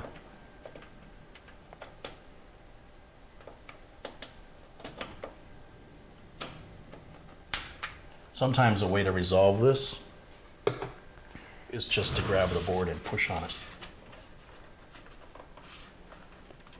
Oh, it's not budging, not budging. And the other way you can resolve it, don't take a nice USB drive, but you can put something USB in there and very gently see if you can rock it a little bit, but don't break it. If you break it, it's game over, either for the USB stick or for the port or even the motherboard. So don't use a lot of force, just wiggle it a little tiny bit. But it's interesting because this lines up perfectly, and these all line up really good, but these top ones, it's like the board is just sitting a little bit crooked, but it's okay, everything fits in. I'm not struggling, so it's fine. It's just maybe an optical illusion, or it's not quite. Do you think maybe it's the CPU power cable that's making it? Okay. No. No.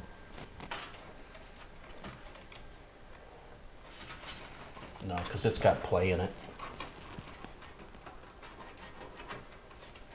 Right? This is the cable here, isn't it? Yeah. Yeah, there's plenty of play there, so it's not under the board in any way, preventing the board from sitting flush. It's just, for whatever reason, maybe that standoff wasn't tightened all the way down when we put it in. I don't know. I don't think those standoffs come out. I keep running my hands against the edges of this case, and I'm feeling like paper cuts. It's really bugging me. Oh. They do have, they're not rounded, but they're bent in, so on the inside it's easy to cut yourself on this case. Cheap cases. I had no idea. I thought this was a better case, or I wouldn't have ordered it, especially based on the reviews I saw. But this goes to show you, people don't know what the hell they're reviewing. They don't know what to compare it against. They go, well, it held my parts, thumbs up. You know, and they give it a negative review if it arrived damaged, which is not the fault of necessarily the manufacturer, because your UPS guy drop kicked it to your front door, you know? Yeah. So, yeah, all this looks real good. What are we missing? I guess it's time to install the GPU. Yeah. We've already got the NVMe drive in there. I put a little EKWB heatsink on it. RAM's installed, CPU heatsink's good to go. You got to put your SATA cables on. What about CPU fan? That's plugged in, isn't it? Yeah, it's already plugged in up here. Oh. And you wire tied that, very good. See, now I would have wire tied it like this, but that's okay. And then this one will pull the slack out, Yeah. but we can worry about that later. Yeah, let's get the GPU installed. Just be careful not to trap that. All right. So figure out, get the GPU lined up, figure out what it's probably going to be. These middle. Oh my God. Two, yeah. Okay, here's a first. This is the first time I've ever seen this. On cheap cases, they have PCI slots that you have to bend and break out. Yeah. I don't know why, but this case has 2 regular PCI slot covers, and the rest you have to bend and break out. What? It's 2 one way and 1, 2, 3, 4, 5 the other way. When you bend these and break these out, You can't put them back in. there's nothing to cover them up with if you just change your mind. So you have to buy spares. For this price, every one of these should be in there. I don't think you're going to use this top slot. See, this is the problem with this design. It's assuming your graphics card's going to go in here. But the first slot on this motherboard is a smaller slot right up here. So you're probably going to have to remove the second and third screws, which means you're going to be removing one PCI slot cover and breaking off the other PCI slot cover. But let's verify that. Grab your video card and just kind of hold it in there and see if I'm right. Just worry about lining that slot with that socket, and let's see where it falls. Yeah, you were right. Wow. Wow. 2 slot covers that come off, and 5 you have to break off. God, that's random. Weird, weird, weird.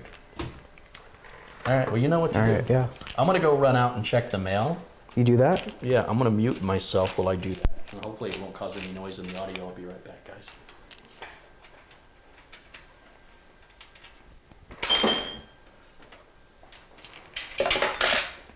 It fell out. You only have to push it out. the one below it is the one you have to break out, right? Yeah, I guess. The top one will fall out. The bottom, the one below it, she should have to break out. So with this case, I won't be surprised.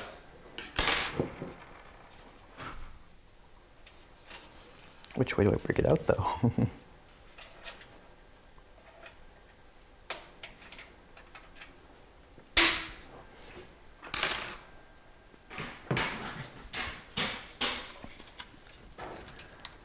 It's open.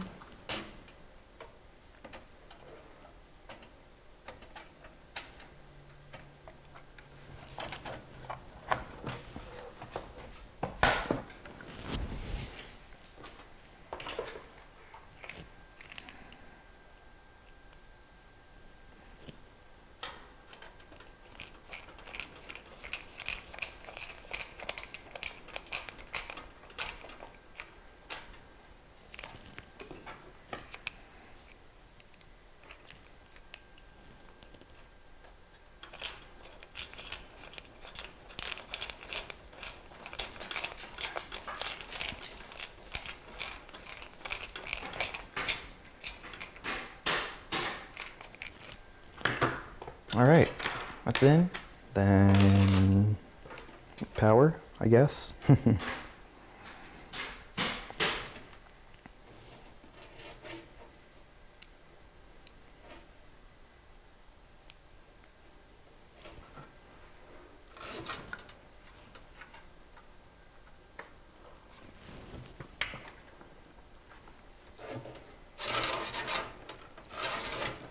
that should be in. Sorry, I'm like boring. Crap case, yeah. Jimmy's here. I don't know where to go. I guess drives.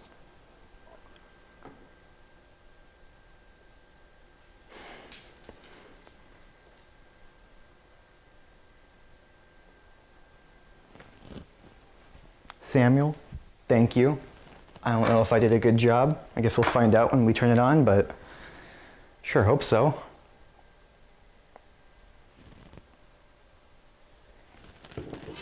Yeah, I guess turn to drives.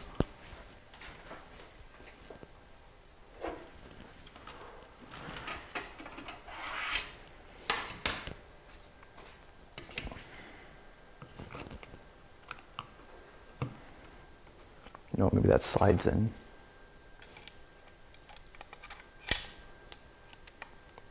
Or maybe it doesn't slide in.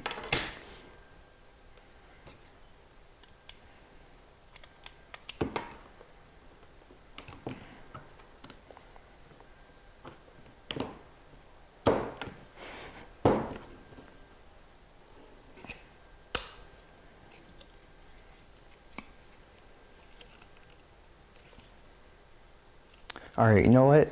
Yeah, this case, I don't know. I don't exactly build PCs either, so.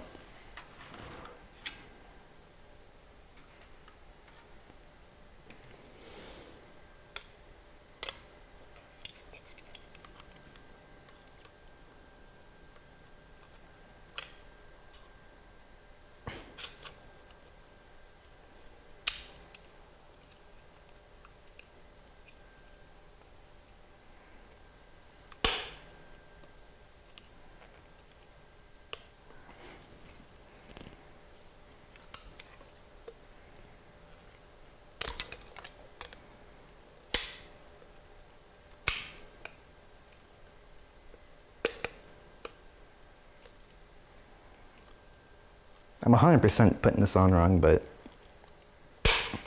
it's in. Just slide it back in. And then I guess I'll hook up the old drive.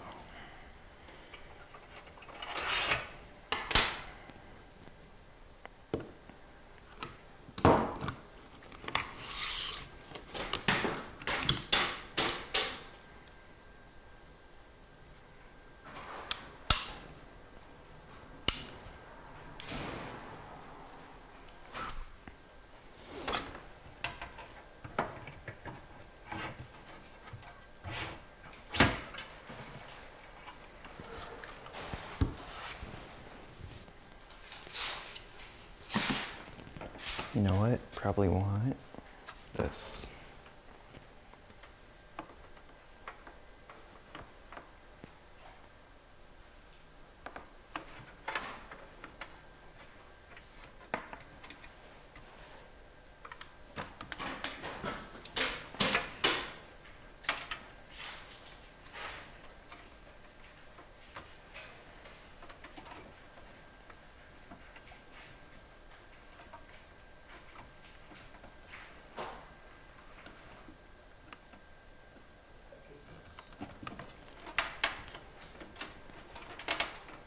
That might be able to fit. Oh, wow. What did you find?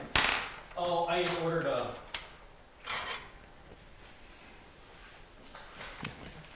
SSD. I ordered a part for Subaru Mike's television, and I thought the part was like 4 inches long, and I'm trying to figure out what this little part was, and I just realized it looked bigger online. Are we not doing the SSD? You took the SSD out of your system? I don't know. You tell me.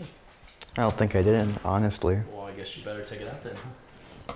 I guess we're We're not going to use that SSD. We're going to use the NVMe on this one. Yeah. But we do want to clone your OS over, right? Yeah. So we're going to need it.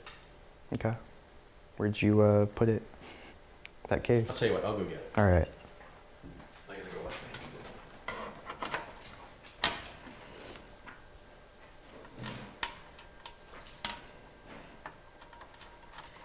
Do me a favor. Yeah. Put the DVD drive back in here. That's just gonna snap in, and then go ahead and take your SSD out.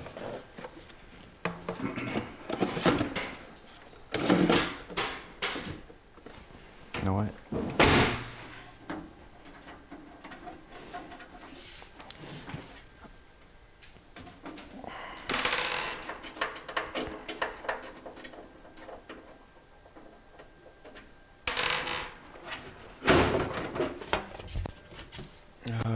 Put down here.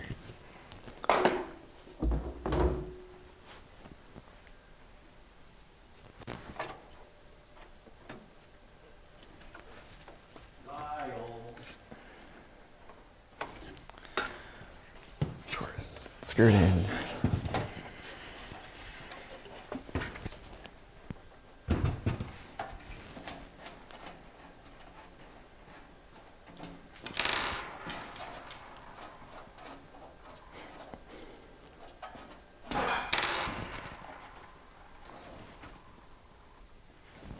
What is this stuck on?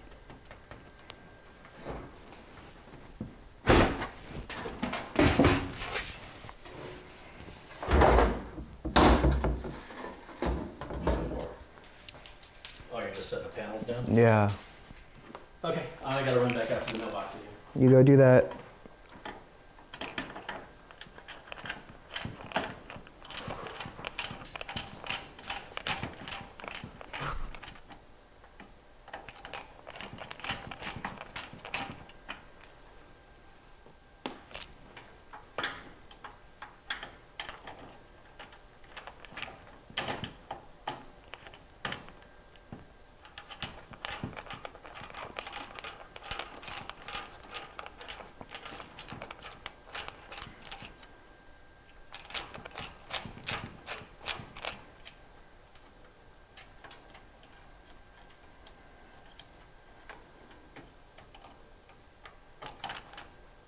What is this on? There we go. Got stuck.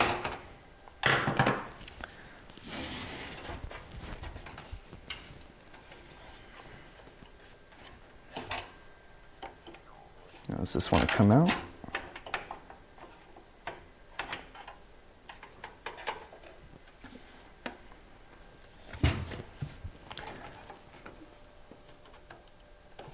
There we go. Old 240 gig, not even 260. Then I guess put the panels back on.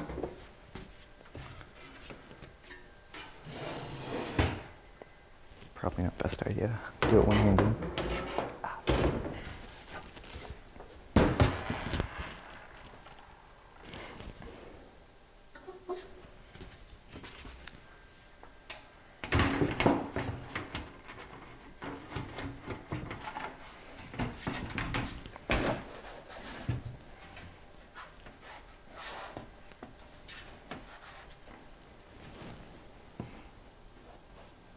This one's always stuck on something.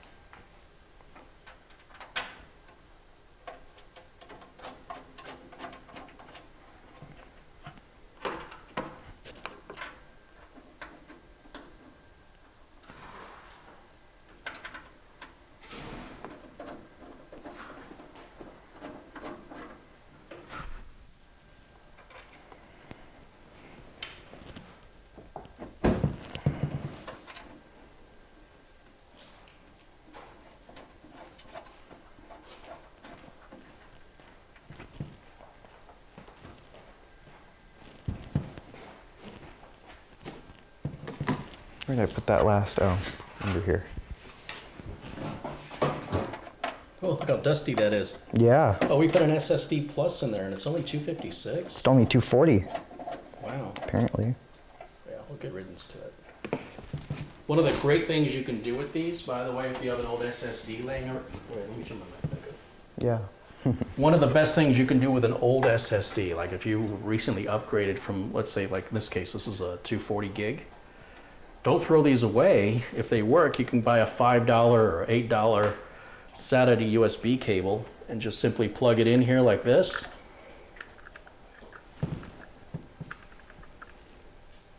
Simply plug it in like that.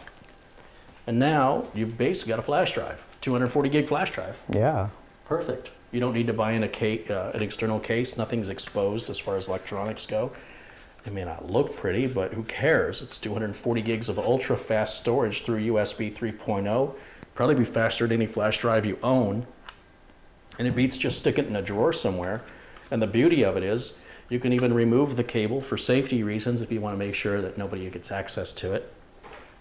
And use the cable for other things like data transfer. Say you got a laptop that doesn't turn on, but you want the data off the drive. Yeah. You pull the laptop drive out, use this exact same cable, plug it into a working computer, and extract the data you want. You can't move programs, but you can move all of your My Documents, your pictures, your movies, all that stuff. Anything you've created, Word, Excel documents, things like that.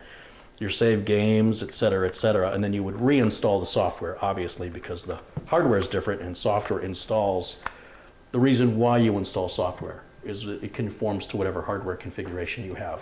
You have choices of over thousands of different motherboards, thousands of RAM configurations, thousands of, well, not thousands, but dozens of CPUs to choose from, dozens of video cards to choose from, and the software sees all that and makes changes to the registry accordingly. Yeah. That's why you can't just copy one program over. You can copy the data.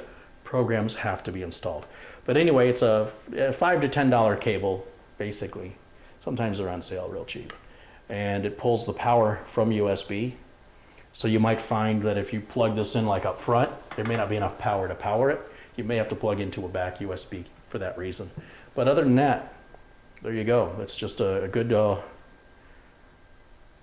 miserly tip from your Uncle Carey. All right. We're going to leave that hooked up on there because that's how we're going to transfer the data off it. Well, we're going to clone it. Yeah. So that means you're not going to need one of these SATA cables since we're not using the optical drive. So That's all right. Just go ahead and plug one in. Wait a minute. No, you've got two hard drives. Yeah. So we will need both. Never mind. Keep both of those. You want to take this, or you want me to take it? Yeah, I'm going to take it and get it out of the way.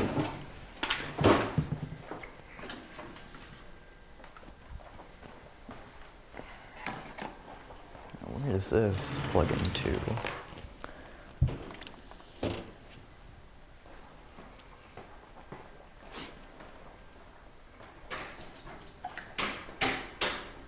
We're going to run a little giveaway.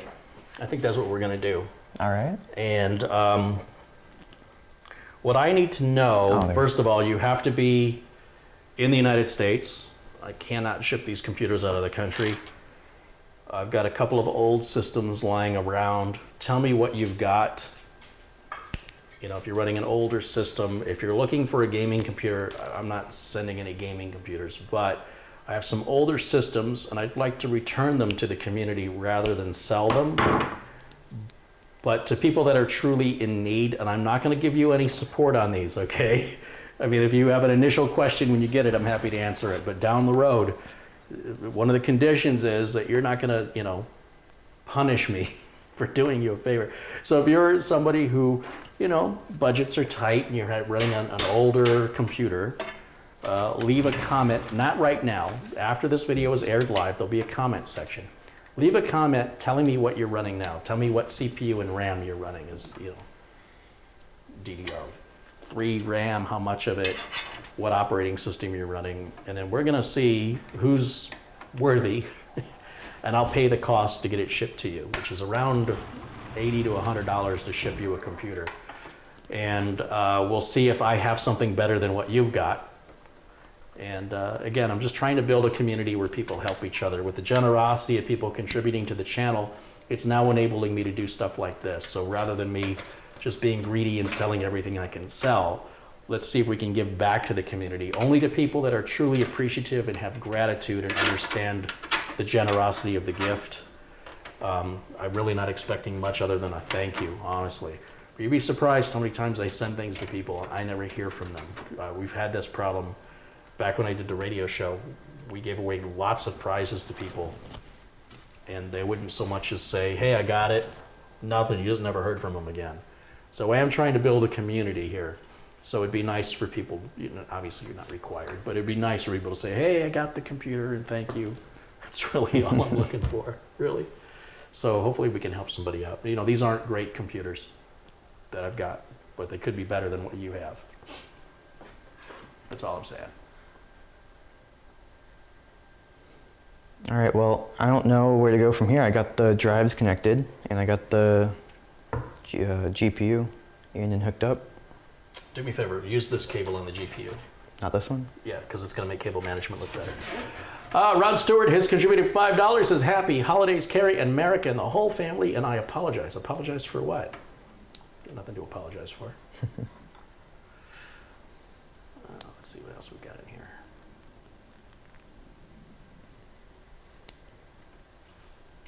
Nick says, I like to throw movies onto my old SSDs, then plug them into my Roku to watch TV. Yeah, I do the same thing. In fact, with a Samsung, a modern Samsung or LG TV, you often don't even need the Roku. They have USB ports and they can decode many common video types. How we're getting those movies, we won't talk about that.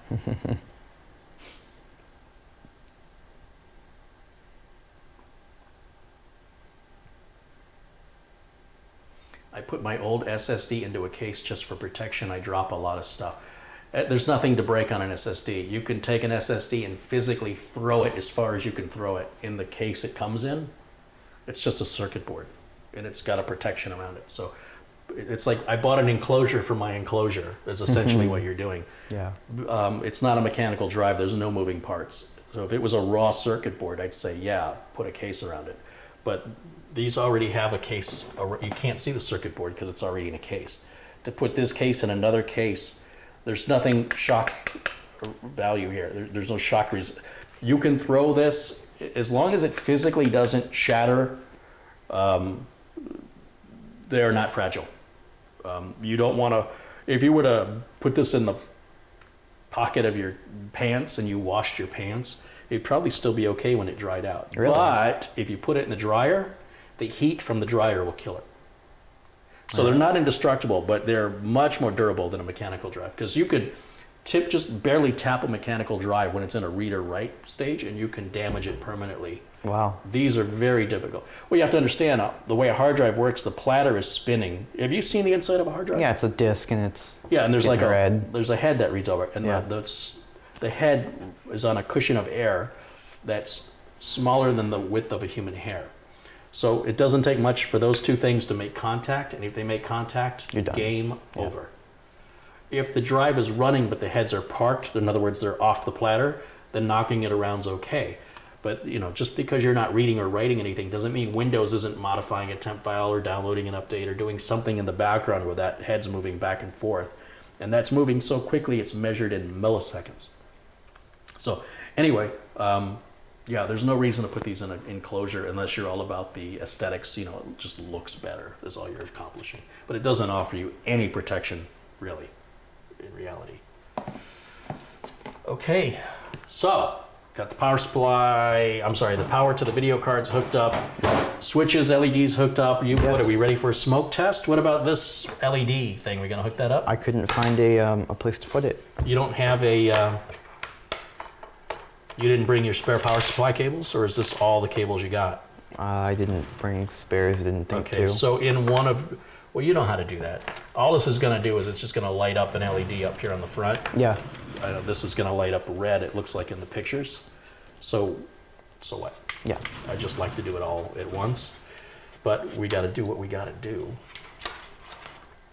This is why I don't like using modular power supplies, Okay. honestly. It's one thing where you know where it is, but I run into customers, they don't know where they are. Okay. And especially in offices where employees come and go. Who was the employee that took the computers when I delivered them 3 years ago? Oh, they left the company 2 years ago. All right, well, where did they put the cables? Well, cables? So well, for that reason, I don't like modular power supplies. They're just for enthusiast builds or builds where you've got a big case window and you want the cleanest look possible. Yeah. Right? Of course. But they're not for everybody. And for my customer, luckily I just went on Amazon. It cost me $12 for one cable. Yeah. But I was able to get it the next day with Amazon with free Prime shipping. And then the customer's like, well, do you want me to trade you the one? I'm like, no, I've got no use for it. It's unique to that brand of power supply. And I don't, can you imagine having, like if you're a tech, having, ones for Seasonic and ones for Corsair, and some of them are interchangeable, some of them aren't. I don't even want to go down there. Yeah, you don't want to. So this, you did have to break this off, didn't you? I did, yeah. Yeah. And then that's your spare one. That's you're going to keep that. I guess we're ready for a smoke test. All right. Did you want me to put this back in the fridge? No, I'll so drink it's it. cold? I'll drink it. I'm not worried if you're, okay. All right, what's this? Pigtail. Oh, are these our instructions that came with the case? Yeah. Here's the instructions, ladies and gentlemen. Here's the first page. And here's the second page. So they're pulling a, scan the QR code. Now, I don't know about you. What phone do you have? I have a Note 8, a Galaxy. Okay, so Note I have a 8. Galaxy S8. Okay. Can you scan that without downloading an app? Depends, but probably not. As far as I know, on my Samsung Galaxy S8, I cannot scan QR codes unless I download an app for it first. Oh. I thought you were talking about how it would redirect you to download an app. No, No, I I'm already saying have. I already have an app. But for I'm that. saying, out of the box, brand new phone, can you scan a QR code on Android? You might be, or it might be with How would you do it? Samsung's included. Hold on, let's find out. Here's my phone. Okay. Okay, I'm going to be the old man and you're going to be the kid dealing with the stupid old guy. Show me how to do it on my phone natively, because I know I don't have the. What did you just hit there? I hit camera. Okay. Camera, right? Yeah. The stock. It doesn't look like. Is it auto? Automatic? Oh, try.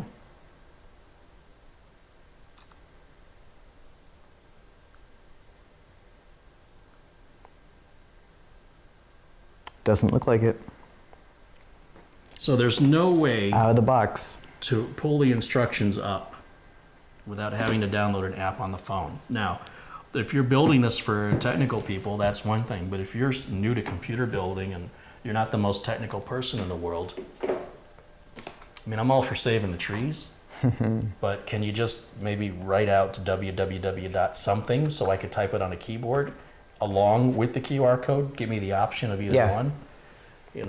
This company that makes coolers, Arctic, they're pulling the same stunt. I am not happy about it. It's very elitist and inconsiderate. And this,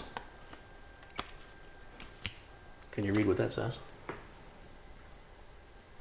I'm only in year 2 Spanish, so no. It's all in Spanish. And which is weird because I don't have a very big Spanish audience. Yeah. I don't know why, but it's rare we see anybody from Mexico or Spain, at least on my channel, as computer enthusiasts. I don't know why, but the whole thing is Spanish. There's nothing in English, and there's no other language. These are the only two things we got, right? Yeah. That's what it came with. Wow. This is a new low. Like, I've seen some bad cases. The only saving grace that this case has is it looks pretty. Yeah. I know a few people like that too. All right, so. Power cable, and then we'll see if it works. Yeah, is the power cable over there? No, nothing's plugged. Oh, yeah. Yeah, let's go ahead and, so I've got this is a kilowatt. This will measure how much power the computer's drawing from the wall. Okay. And we can kind of take a look at that, and we can see that we're gonna boot up okay, and we're not adding any other cards on this, right? There's no other added, so we can put this back on then, right? Yeah.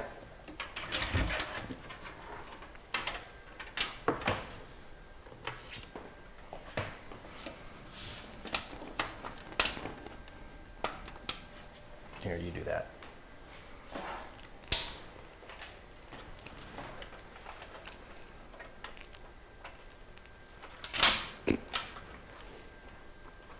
And I'm going to plug in the HDMI cable here on the back of the capture card.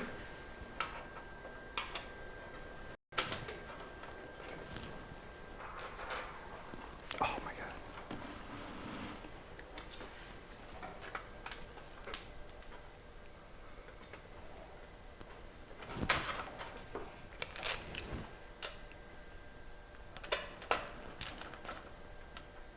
You still have the screwdriver I gave you? Yeah. Okay, Still use it. Still my main screwdriver. cool.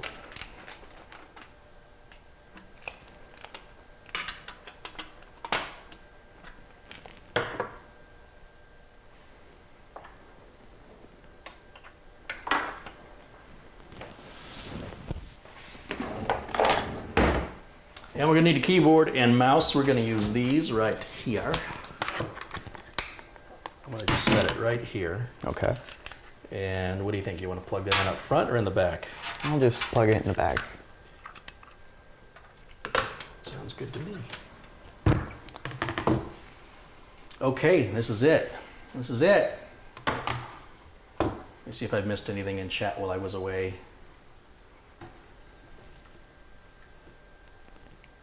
Perusian Kalustian has contributed $1. Thank you for the contribution. Albert Clower has contributed $2. Says, thanks for the case badge. Well, thanks for being a fan, Albert. Anthony Hills contributed £10. Says, thank you, Carey, for your hard work in making videos. It helped me to build my own gaming PC. Did I read that one? I feel like I read that one already. You might have, but... Well, that's all right. You can get 2 shots out. Yeah. Take 2, they're cheap. All right. All right, here's the deal, guys. So if you're new to the channel and you don't know how this works, you'll see there's no monitor. Yeah. Because I do things a little differently. I'm going to use your monitor. You're going to be my monitor. I'm the only guy who's got 849 monitors hooked up to his computer for the very first test fire. Yeah. Is the switch on the power supply powered on? Yeah. Okay. I'm going to move us over to the video input. We're going to turn the camera on. And yeah, go ahead. Oh, look at how that glows red. Yeah, it looks like it's coming from the fan. Oh, is it coming Yeah, from it looks like it's coming up from the fan. No. Is it? Yeah. No. See, because Yeah, the light... it looks just see-through and it's coming through the fan. Really? Yeah. Well, it's pretty effective. Hey, it powered on. Ooh. And it should boot to the old streaming operating system, I think. Don't know what the delay is. Rear fan is turning. Front fan is turning. CPU fan is turning. GPU? GPU fans, oh, it's just one fan, is turning. What about the hard drive LED? Is it blinking? No hard drive LED. So maybe the connector is right in the... I'm going to flip it the other way. Now, normally you don't want to work inside of a computer Oh, it's on. while it's on. But these are just LEDs, and as long as you're careful and you don't touch anything else, you should be okay. And it's taking an awfully long time to boot for some reason.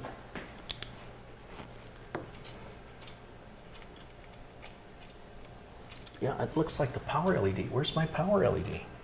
I think this is the power LED. Well, it booted. Oh, did... Yeah, but why is it so slow? Yeah, that's the old streaming desktop. All right, let me flip the hard drive power LED. Why am I calling it that? The hard drive LED. Let's just flip it. Plug it back in. Oh, look at the difference now. Yeah. So an LED is a light emitting diode, and a diode is an electronic component that only allows power to flow one way. So if you get it backwards, power can't flow and the LED won't light up. It doesn't cause any harm to anything. But why is it solid? It should be blinking on and off with the drive activity.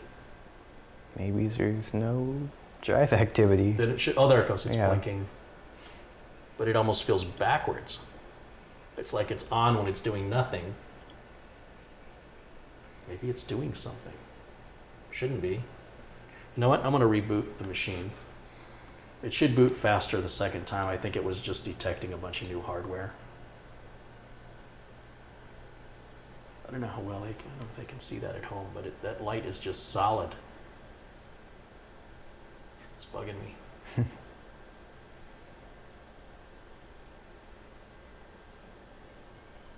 Oh, it was installing something. Hold on a minute. Let me cancel that. Oh, maybe I can't. Yeah, I can. Oh, it's blinking now. Oh, no, it's solid again. There it goes. All right, now I'm seeing B. Okay, I guess it was just reading or writing something. I don't know how well they can see that light reflecting off my hand. It's a big, bright light. I mean, it's not big, but it's bright for a hard drive LED light. That might drive me crazy.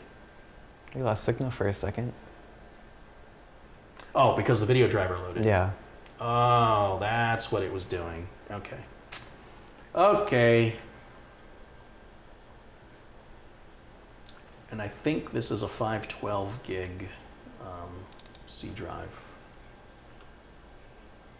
Yeah.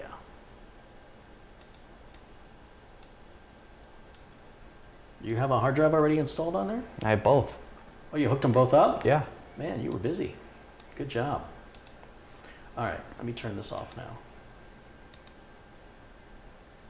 No, let me restart it because it should boot faster than it did. Yeah. I think it was just the new hardware because it should boot in like 15 seconds. Yeah, with the NVMe. Mm-hmm.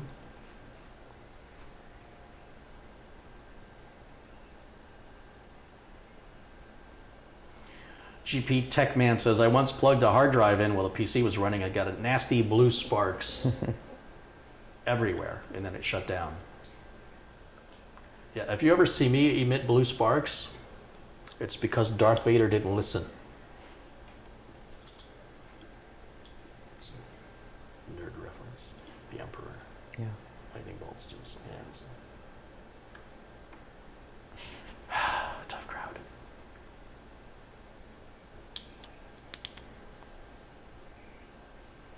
The fans are quiet, I'll give you that.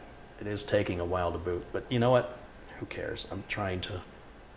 That should have already booted by now. So something's happening here. Let's make sure it can see both sticks of RAM, because if one of those sticks isn't seated right, it would also result in slower performance. We'll double check that, make sure it sees 16 gigs and not just 8. Yeah. And then, like I say, I think this is the power LED. If I unplug the power LED, tell me if that goes off. Oh, you were right.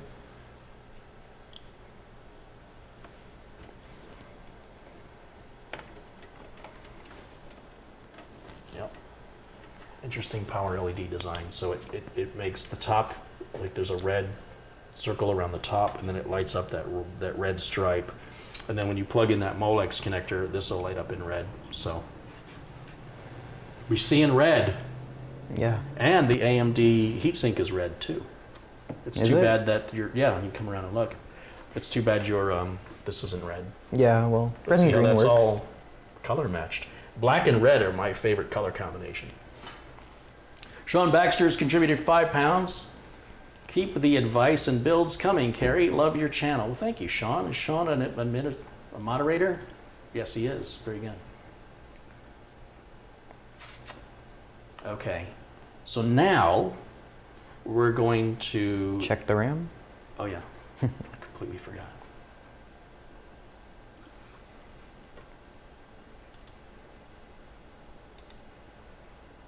$16. All right. So you have software and stuff you don't want to lose. So we want to clone your old SSD. Okay, yeah. Onto the NVMe drive, and we're going to just wipe out because you don't need my stuff. Yeah. So let me shut this down. And I'll tell you what, let's do this. Since you have the hard drives hooked up with power and SATA, I want you to disconnect them as soon as we lose power here, as soon as this thing shuts off. Okay. Because I don't want there to be any confusion in the Acronis cloning, so that the only drive we'll hook up is the SanDisk one. And we'll do it faster through connecting it directly than going through USB. So let me switch back over to my main camera here, guys. Thank you for letting me, whoops. If I leave that item checked every time I switch scenes, it automatically runs. Anyway, thank you for letting me borrow your monitors. So go ahead and plug that one in, flip the switch on the power supply off, that's what I was thinking. And like I say, these things, they're all day long. It's just a USB to SATA adapter.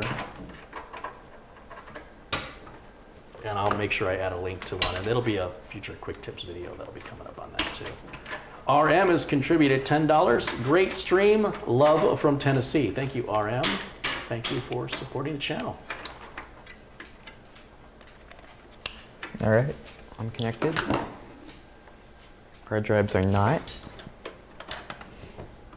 And this drive, this motherboard only has one M.2 slot, doesn't it? There's not a second one on here, is there? Maybe there's one on the back, but no, there's not one on the back. I can tell you that.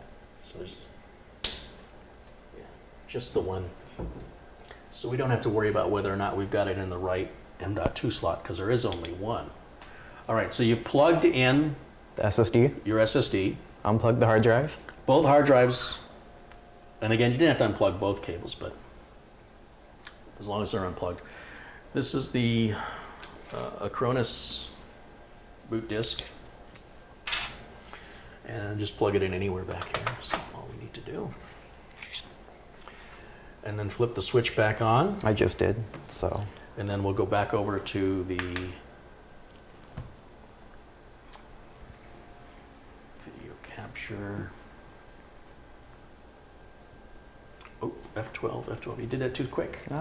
Oh wow, look how fast it came up now. There we go, yeah. So something about your mechanical drives. One of these drives is causing you to be slow.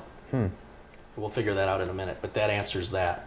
Remember, I warned you about these mechanical drives. Yeah. All right, so go ahead and turn it back off. Just reset? No, power off. That's fine. It'll cycle down. And then let me put this back. Hey, it turned off.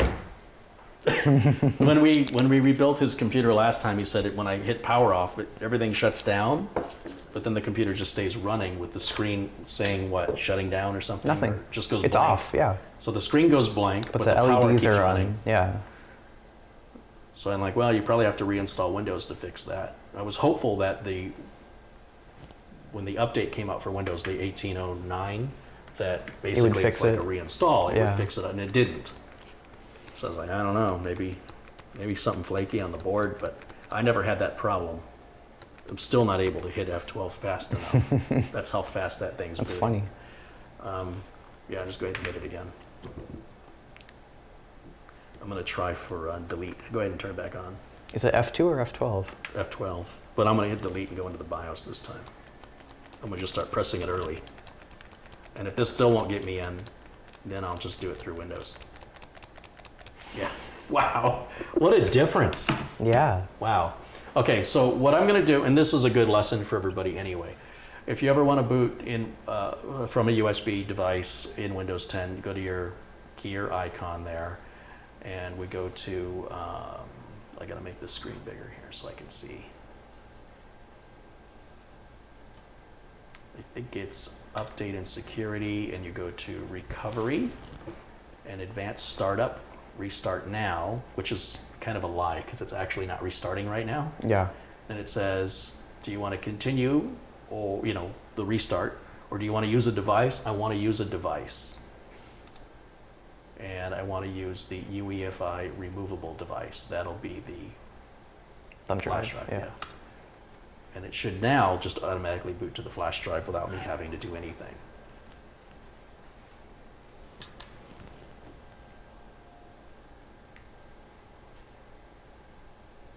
Is it going to work? It worked. The number 1.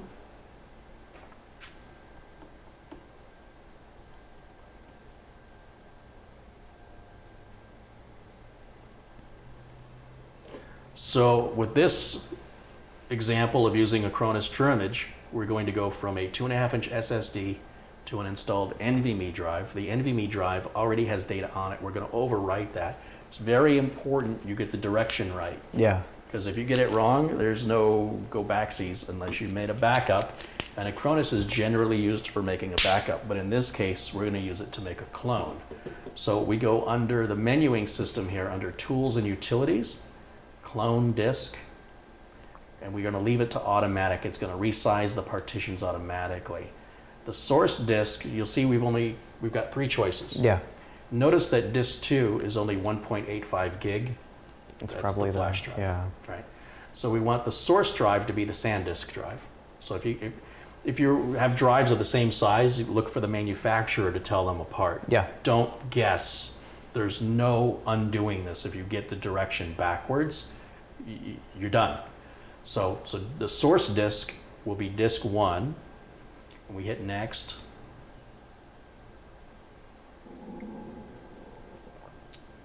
And it does take a minute while it processes how much data we've got on there.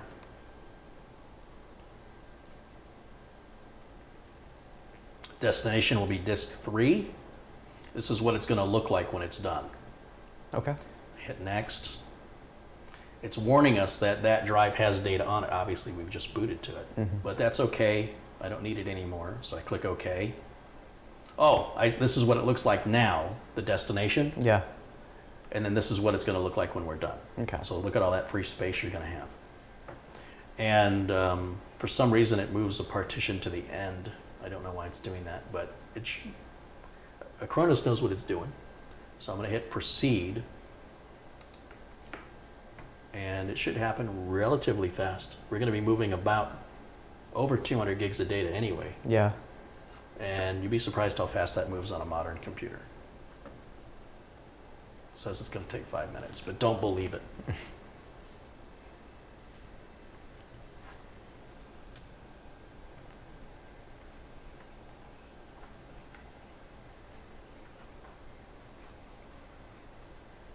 Targo Zero says, imagine how far we've come. You can put your whole system into a single file and restore it anytime you need to.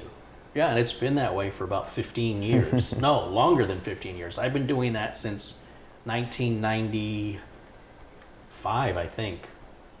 Yeah, it's a while ago. So it's not new, but a lot of people just don't know that that's possible, even today.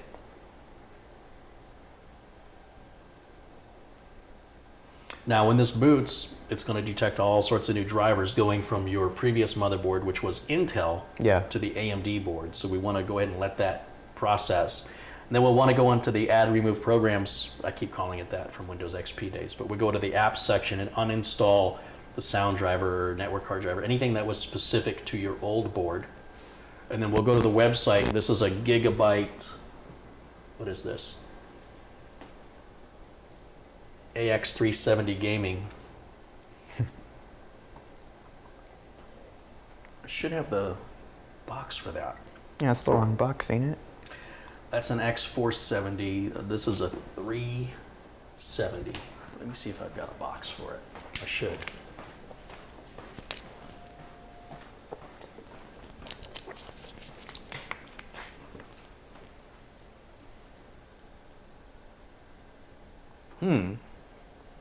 No luck?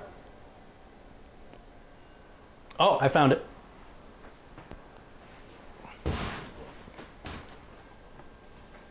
It's pretty cool.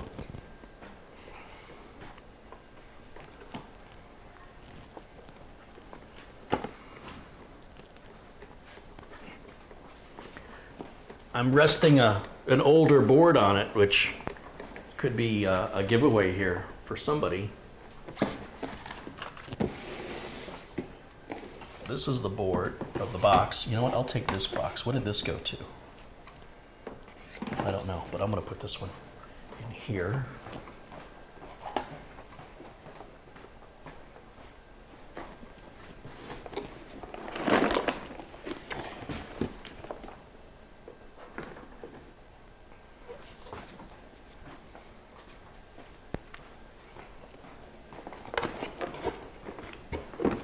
What's in here?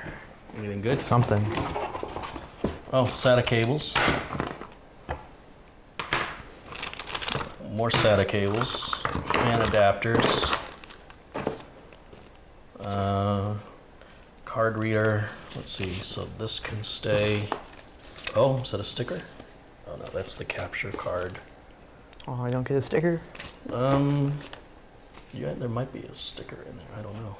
Oh, there's a G-Skill sticker. There's a Ryzen 7 sticker in here. You want to put that on?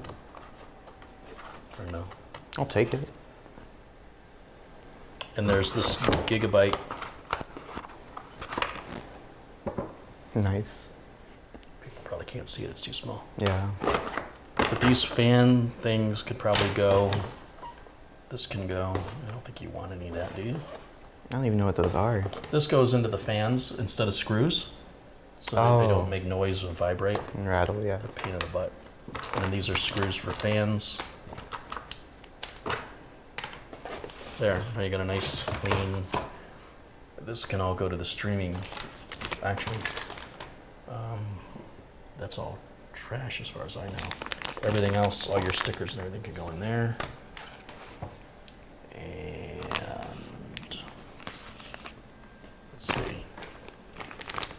Why have so many SATA cables?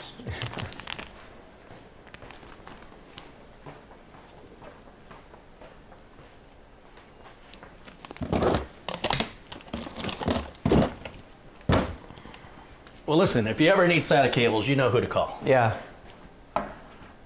And I want to wipe the dust off of this box. It's terrible. It's been sitting for a long time. Just out of sight, out of mind, you know? Yeah, all dusty. Yeah. But everything in the box was nice and clean. Yeah. And I think our RAM is okay, so we can get rid of this. Oh, you don't have G-Skill RAM, you've got Team RAM. Oh. T-Force. So I'm gonna take your G-Skill, unless you want the G-Skill sticker. I mean, sure, you can have it. Doesn't make sense to put it on there if you don't have it in there. So this is then trash. You should keep this. Okay. And those screws, that bag of screws.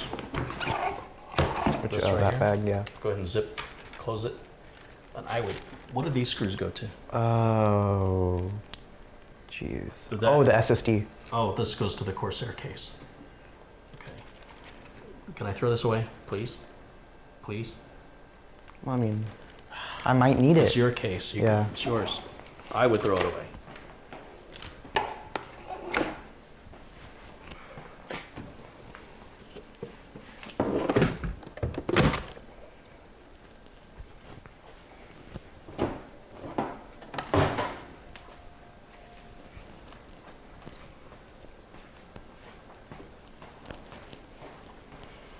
It's almost, it's about 3/4 of the way, 2/3 of the way.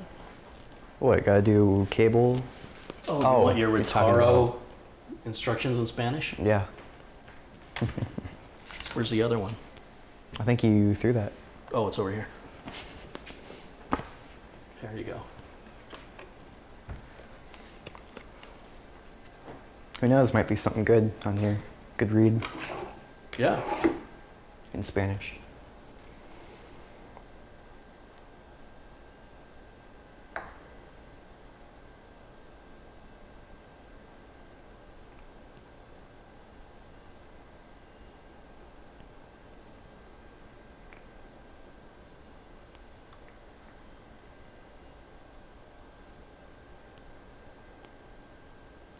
Oren Abraham says, hello from Israel. Tony Wallows contributed $4.99. Thank you, Tony.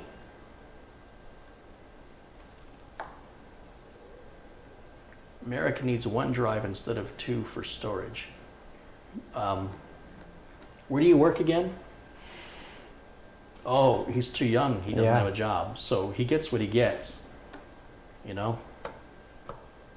I discouraged him. I have a bunch of 1 terabyte drives laying around. He says, can I have one? I said, you can have it, but I wouldn't do it. Well, why not? I go, because it's going to be a problem in your system. Sooner or later, it's going to fail. The older these drives are, the more likely they are to fail. And you saw how long it took to boot the system up. And when he disconnected both drives, the system booted right up. So we know it's one of those mechanical drives. It's very common. And, you know, when you don't have a job and other people are providing you stuff, you know, beggars can't be choosers. Yeah. But I have a lot of drives laying around, so we'll figure out which of those 2 drives is causing that delay, and we can copy the data off of it and replace it, or just take it out. It didn't take that long when I had it just with the i7 in and the backup not hooked up. Doesn't matter what it used to do. Yeah. I only care about what it's doing. I mean, unless you want to put your old system back. You know what I'm saying? Like that information is not helpful.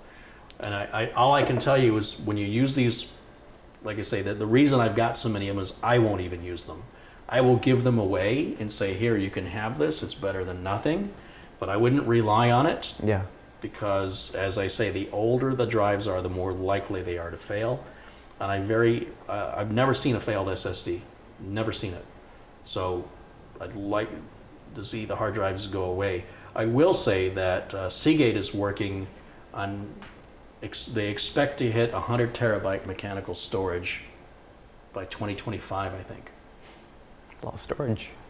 But, you know, what will SSDs be like? Because SSDs leapfrog the technology, because you go from say a 256 SSD to a 512. To 1 terabyte, to like a 4 terabyte. No, to a 2 terabyte. Then to a 4. Then there'll be probably an 8, a 16, a 32, a 64, 128. So it won't take long for the SSDs to leapfrog over the storage capacity of HDDs unless some breakthrough comes through. But right now they can foresee the technology allowing 100 terabytes. That's it. We're cloned.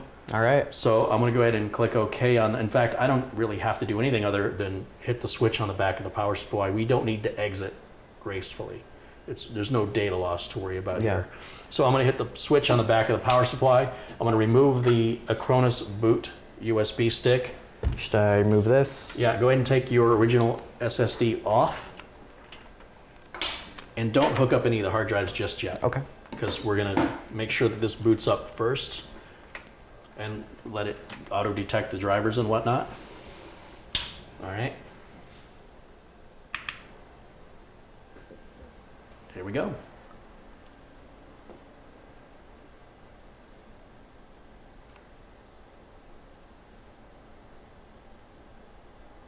It's a good start. Yeah. Ooh, everything got tiny. This is normal because the hard drive controller has changed. And I'm going to just let it do what it's doing here. It's there's a driver down there listed, asio.sys. There's a couple different ways we can try to resolve this, but for right now I'm simply going to reboot. So I'll hold the power button in until the power shuts off. Wait for the fans to stop spinning, turn it back on. I expect that it will probably do the same thing. Carrie, if I donate through PayPal, can you use the money to get Meric a 2 terabyte spinning drive for his games? Let me check and see if I've got a 2 terabyte laying around. You don't have a 2 terabyte now? No. They're both ones? I have, yeah.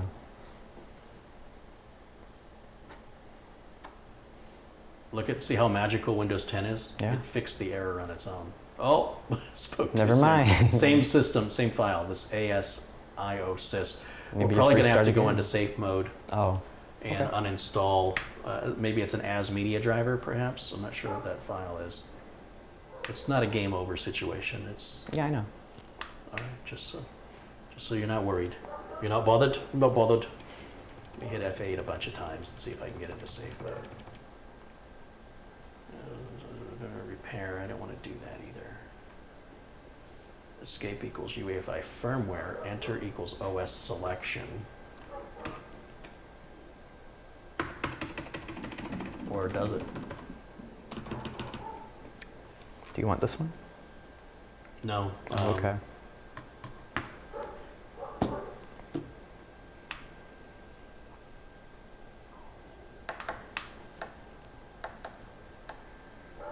This is something that can happen. It's more likely to happen going from AMD to Intel or Intel to AMD. I believe it's the way we could have prevented this was uninstalling all your drivers before we cloned. Probably would have been a little easier, but I have to figure out, I got to remember how to get into, oh, I know how to do it. You hold down the left shift key. So let me just hold this down again. Actually, I don't know if it matters if it's left or right. Hold down the shift key.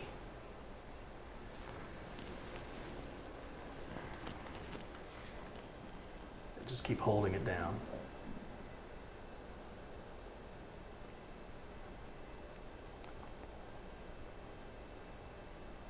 Didn't do anything.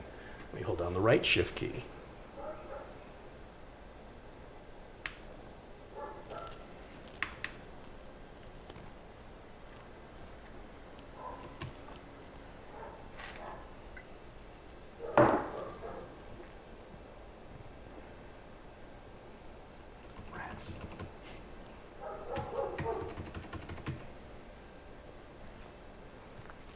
Is Meric still using that 1050 Ti he bought? No, his mother bought the 1050 Ti from him, and she's using that to edit my videos. And he's got a 1070 now, right? Yeah, I used the money from the 1050. Is it just a regular 1070, or is it an SC? Or it's a 1070 Founders, so it looks it's a Founders nice. edition. Yeah. Oh yeah, because it's got the one fan. Yeah. Okay. It was a good deal. ASIO is a driver that is necessary for the proper functioning of the ASUS PC Pro. Oh, you installed that stuff, didn't you? What is this? I don't know. You didn't go to the motherboard manufacturer's site and download these motherboard utilities? I think I did it through Windows. Yeah. Yeah. But you went to ASUS's website and downloaded like the motherboard manufacturers make utilities? It's in the drivers section. You don't remember doing that? No. Well, I wouldn't have done it. Well, all right. So I'm trying to figure out how I get into safe mode if holding down shift isn't working and F8's not working. Huh. Yeah, it's going to keep repeating this until I can get it in safe mode. I'm just trying to remember. It's been such a long time since I had to get Windows 10 in safe mode. It's so good at correcting itself.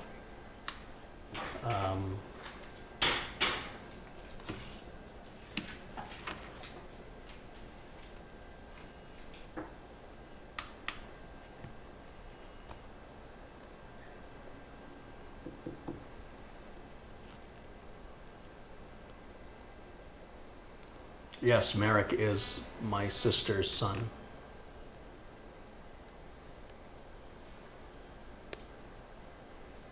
Still not working.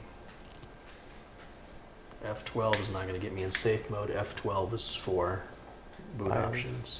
Shift F10? No, that's not right.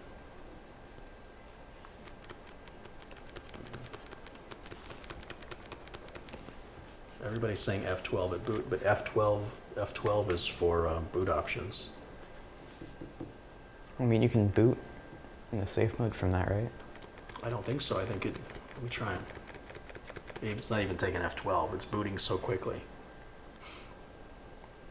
It's too darn fast. Yeah, I hate it when that happens. You need to hold Shift and F8? Boy, I think people are just making stuff up now. I've never heard of that before. I'm willing to try anything at this point.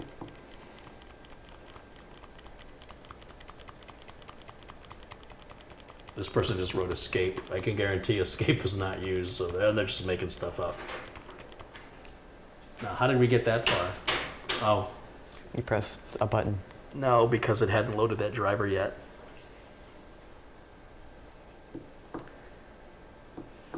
Shift F10 brings you into recovery option. No, don't. Nope.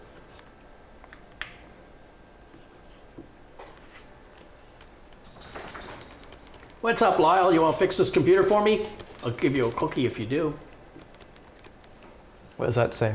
It just says Windows failed to start, Oh. and it wants you to insert the Windows Media and USB and do a repair install, which we can do, but it just seems to me like we don't have to do that. I think I have to turn fast boot off in the BIOS. And remember, this thing boots so fast I can't even get into the BIOS without Windows, which means I have to use a recovery disk. Yeah, see, it's just, it's so fast. What we need to do is boot from, yeah, we're gonna have to boot from a Windows 10 install. So here's a Windows 10 install.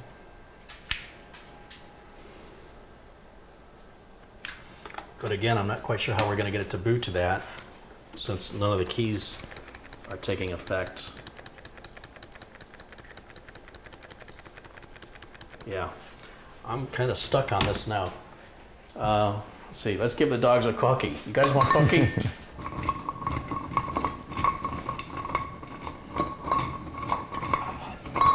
Oh, exciting.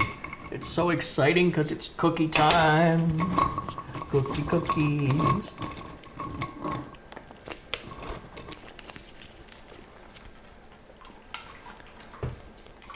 There you go. Good boy. Good boys.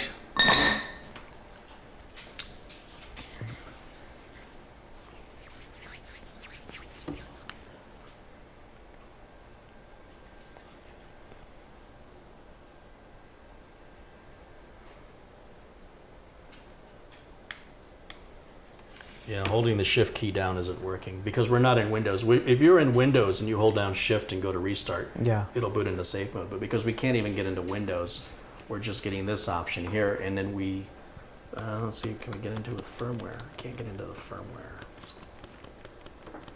And we can't boot to a recovery USB because we can't get into the BIOS to turn off fast boot. If I disabled fast boot, it would probably give us enough time to then watch for the keys. Yeah. So there's a couple ways around this.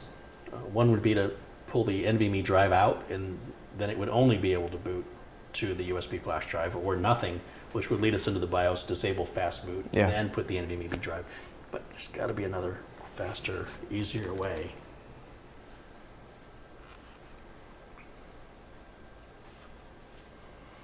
Carey tried holding the function button. No, the function button is absolutely the wrong way to go because the function button activates the secondary function of the function keys, not the actual function keys themselves. So that becomes like play, pause, next track, stuff like that. Somebody's put a link to Microsoft support, which is probably going to walk us through setting up safe mode. Well, that assumes you're in Windows. That doesn't really help us if you can't boot into Windows. This really bothers me when people in the chat room think they're trying to help, but they don't even read the very thing that they're sending me, and it just wastes my time. I'm clicking on a link that tells you how to say, once you're in Windows, we can't get into Windows. Yeah.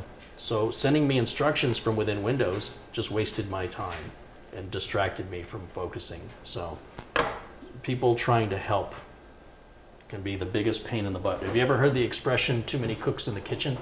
No, I haven't, but Well, it basically just means that even if everybody's a professional chef, you get in each other's way and everything turns out worse than if one person was working and left alone to work. But on the other hand, if somebody actually has a tip that's accurate, it's helpful. yeah. But when somebody just throws tips out or just guesses, all they're doing is adding noise. And through the noise, I'm trying to hear the people that are actually helping. Yeah. And it's frustrating for me, right? So anyway, I know their intentions. Yeah, they're in the trying to right help. place. They're trying to help, but they're doing the exact opposite. Yeah. They would be helping more if they didn't, if that's the kind of help. All right, let me think about this for a minute. Someone says you could try a wired keyboard. I really don't think that's going to make any difference. It might. It might. I don't think it will. I'll gear up a wired keyboard. I've got plenty of them. I don't think it's a problem with that. I could be wrong. It's happened once or twice before.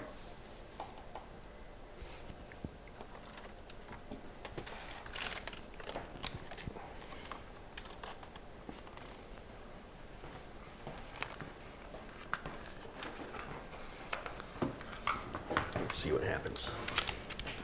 This is the waterproof keyboard. I spilled Coke all over it to demonstrate, and it's got an antimicrobial surface. Yeah, but isn't it sticky now? No. No. Does it feel sticky? Try and explain that to people. All right. Let's unplug this other keyboard temporarily, and we'll turn this back on. F12. Right. Try F12, sure. Try delete. Oh, I'm on the wrong video feed though. Hold on, I gotta go to the other feed. Nope. F8? Or Michael Collis says to press F4. I've never heard of F4 going into safe mode, but go ahead and try it. You ready? yeah. Okay, hold on a second. And power on. Start hitting F4 over and over and over. Keep doing it until you see something on the screen.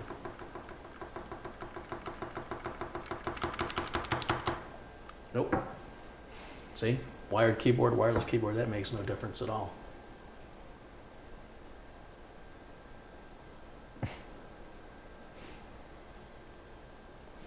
I like how this person in the chat says power on, then power off while it tries to boot. Do you have to do that 3 times? We've done it. If you've not been watching, Yeah. Well, how many times have I turned it on and turned it off? And it's like 12. they don't even pay attention, and they Yeah. go, try this. Like, are you watching the video, or are you just typing things in randomly? is it shift? Was that the... Usually if you hold down shift, you want to try that? Press or hold down? Hold it down. Just keep it held down. Let's see what happens.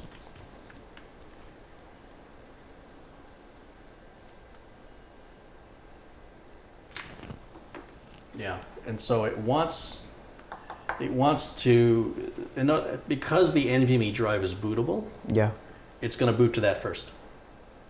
And if it's not going to accept the key press, like for F12, because it's booting too fast, because fast boot's enabled, there's no option to boot to a recovery disk. There's no option to boot to anything else without removing the Yeah. NVMe drive. Or there's probably a jumper on the BIOS to reset it. That'll at least get us in the BIOS. Again, this would have been a very easily solved problem if we would have done it before we removed it. So there's a tip right there. Before you're moving from one motherboard to another, go through your installed programs and remove any drivers for sound, network, video. Even if you're, like we transferred the video card, still take that video driver out.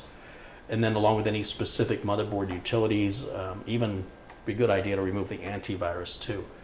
Let me think about this for a minute.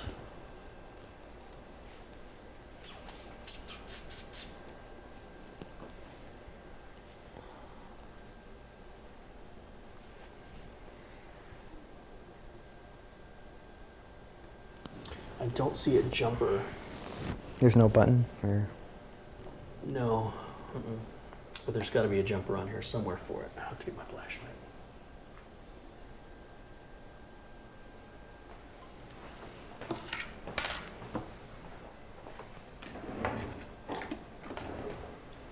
Let's take a look and see if I can, because that's the battery. It's usually right around the battery.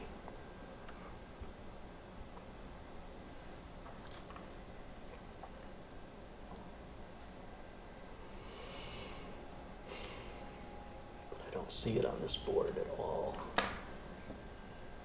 Sure, I could pull the motherboard manual up, but I can't be bothered, to be honest.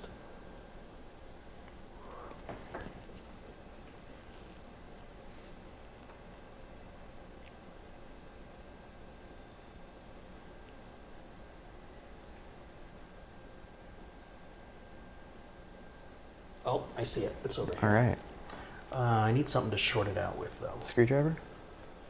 Yeah, will you hand me a straight edge? I need the straight edge driver in the drawer that's in front of you. Oh.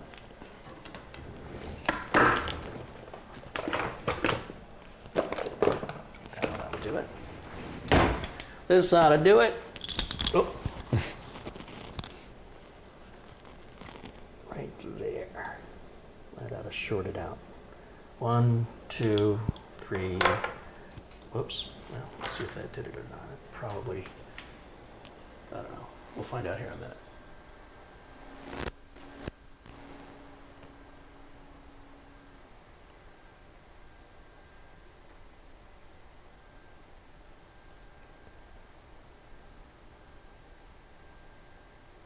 a little longer. Yeah, that's a good sign. Should be redetecting everything. F12. Let's see, delete. We're not connected. Missed it. I'm pretty sure that keyboard isn't connected. Oh yeah, I screwed up. This is what I get for listening to other people. I should just... I get impatient. Instead of going through my normal diagnostic routine, I'm hoping somebody in the chat knows more than me. And nobody in the chat has given me the right answer. So, nobody. Every single answer people have provided has been completely wrong. So what I want to do is go back to the way I was doing it. Okay. Because I was actually making some progress. So let me do this. And let's see if the BIOS is going to give us that opportunity or if I have to short it out again.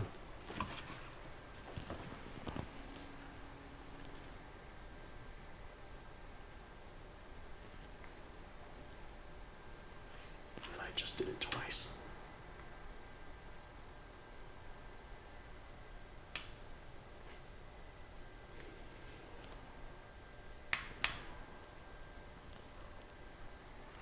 All right, let's see if we get into BIOS now.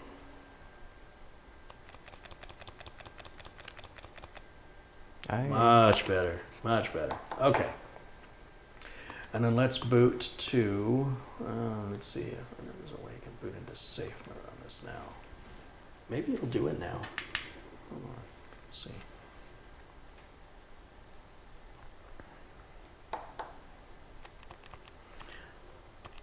I'm just ignoring the chat because now they're just being stupid.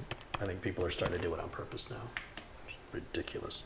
And this is why I have a job. Yeah. Quite frankly, because there are many people that actually believe what they're writing is helpful, and then they end up calling me to fix it. So, but you know, it's great because sometimes in the chat, some people offer suggestions that are like dead on, and it's almost impossible to know which people are guessing and which people know what they're talking about. So when I get frustrated, I just ignore them all. Just do it my way. So. Can't you safe mode from the BIOS? No, no, you'd have to do safe mode from Windows. It's a Windows control.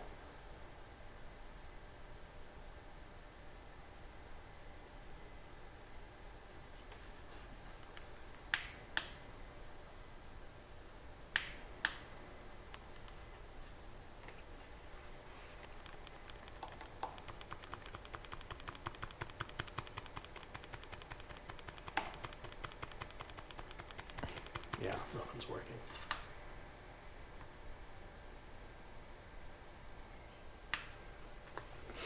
Trying to think what other key could get us in there in the safe mode to force it.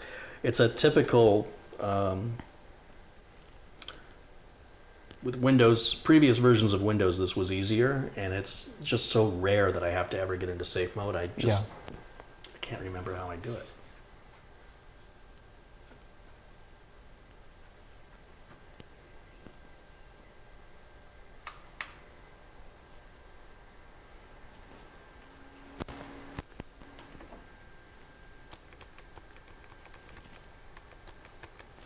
Let's try, there's the boot manager, Samsung 960, the SanDisk is in there.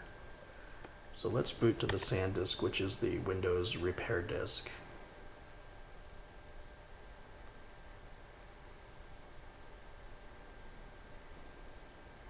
And then we'll go to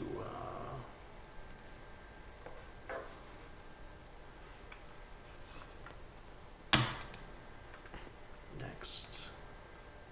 Repair. This is what I needed. Troubleshoot.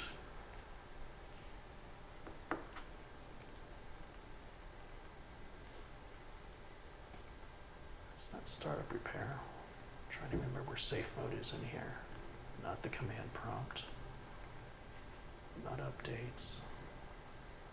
Not trying to do that. I don't think that's going to work.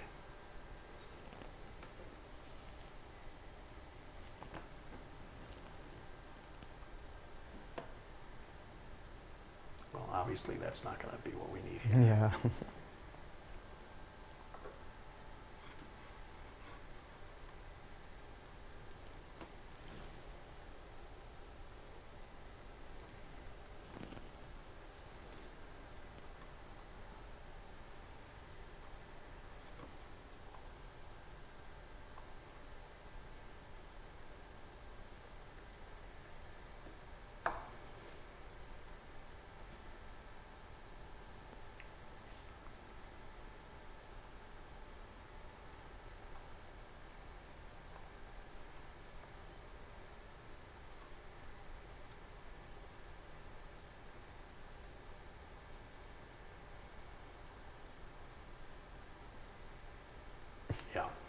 Yeah, this is what I thought. Okay, that's fine.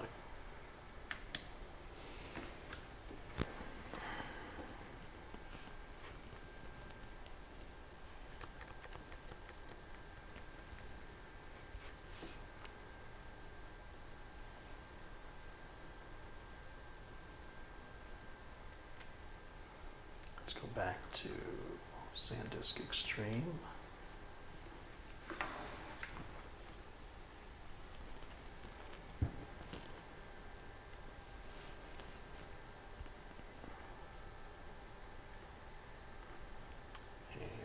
Next, and we'll hit repair, troubleshoot. We don't want to change settings in the UEFI. We want to go to safe mode. Why do we not save safe mode?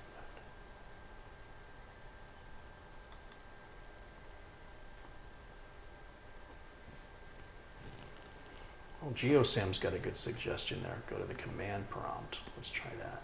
That's actually looks like the first useful setting I've seen. PCD edit /set.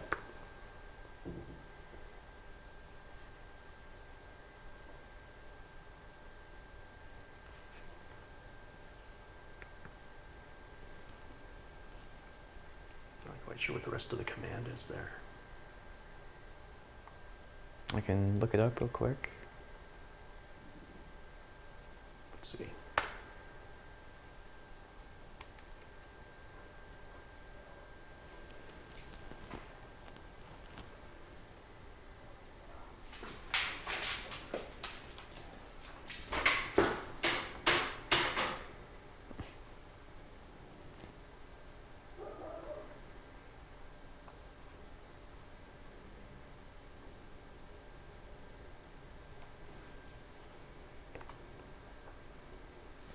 Keep looking at the wrong screen. I have to look at the live feed to see what I'm doing.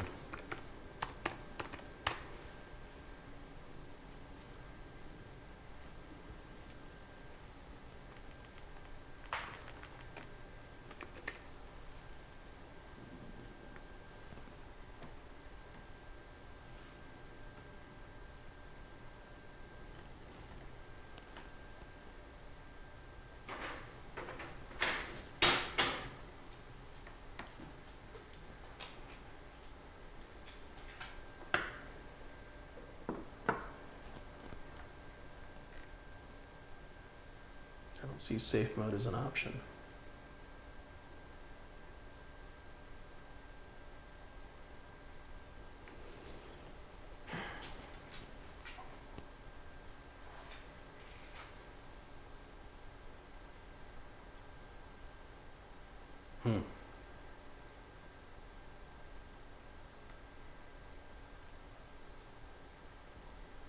See, somebody is copying and pasting. See how it says /set and then embraces default? Yeah.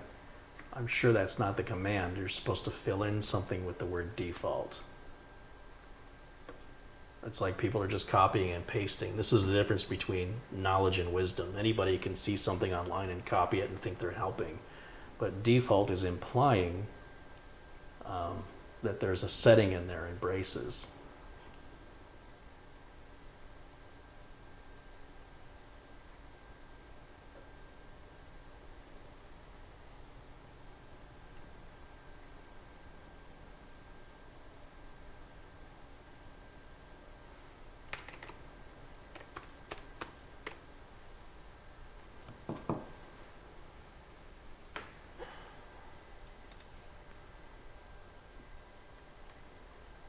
Let's try F8.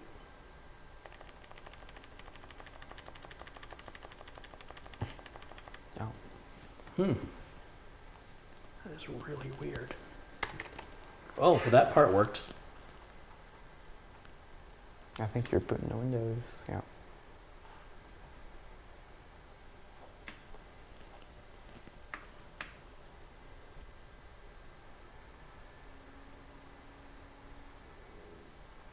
Yeah, as long as anybody copies and pastes this word default embraces, then they don't actually know what goes in there. I mean, is default All not they're a doing valid? is, well, you've got to, so default, anything that's in braces, in my experience, is something where they want you to fill in, like, for example, the boot drive. Yeah. So they'd say, like, put your default boot drive or whatever. Yeah, put C or whatever. So the default means default. It means that you don't have to put anything in there. You wouldn't write the word default for a default. That would be very unusual.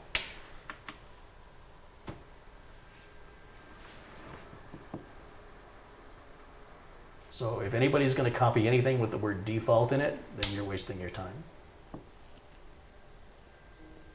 All right, let's try that.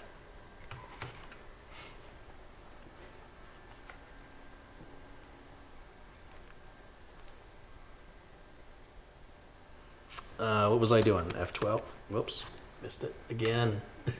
This is so annoying. It's a really simple problem to resolve once we're in Windows, and they've made that so difficult. Let's see. All right, now let's go back to UEFI right here.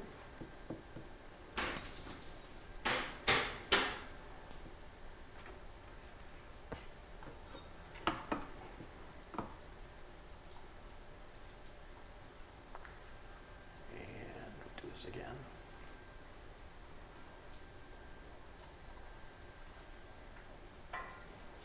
Next, repair. It still should be under troubleshoot.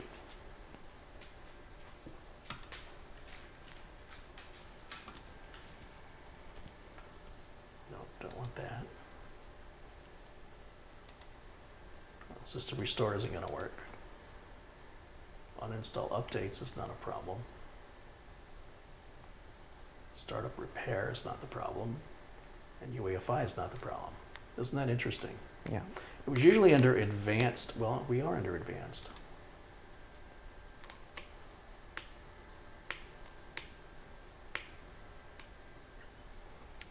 Huh.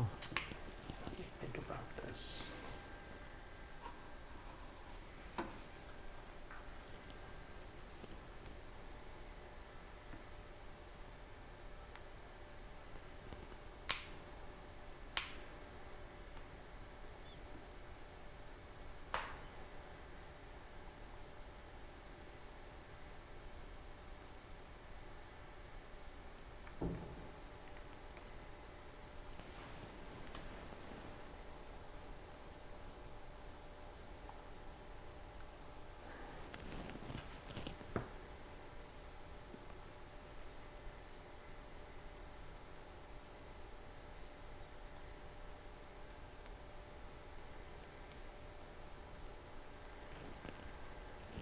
Try a couple other things here. Let's turn this back off.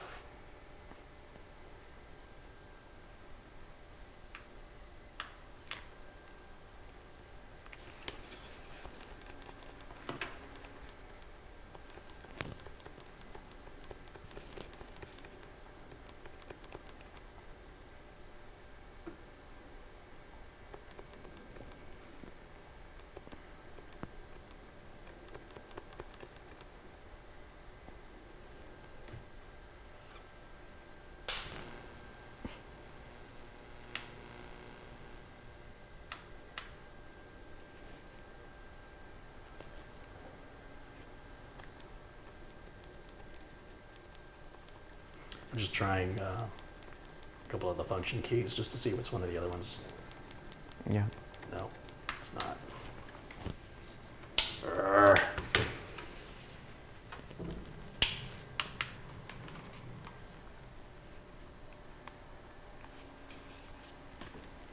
It's one thing that Microsoft could improve is in a very rare circumstance where you need to get into it. And this is a problem we self-created by using Acronis, by the way. This is not a problem an ordinary person would have. You know, by trying to save your configuration and switching motherboard brands, this is to be expected. And most of the time you get lucky. As long as you, like I say, if you prep it properly and uninstall, I get really confident because I haven't seen this problem in forever. So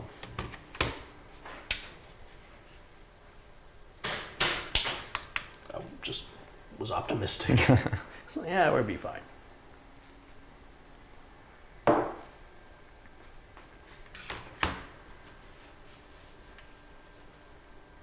Yeah, it's going right to that error screen now.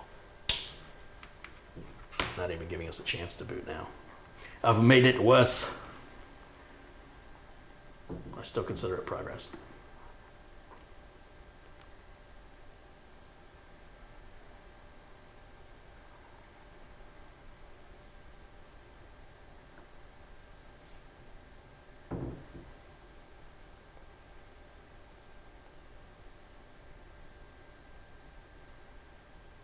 Yeah, that's interesting, isn't it? Yeah. Okay, well let's let me see how I can get to this.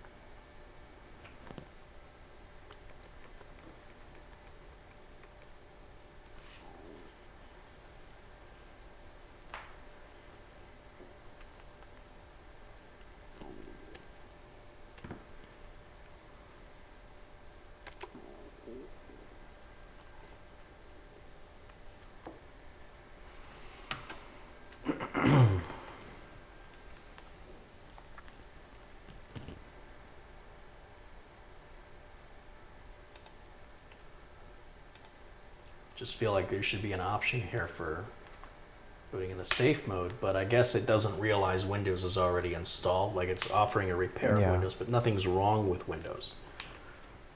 So like doing a system file check doesn't make any sense because all the files are fine.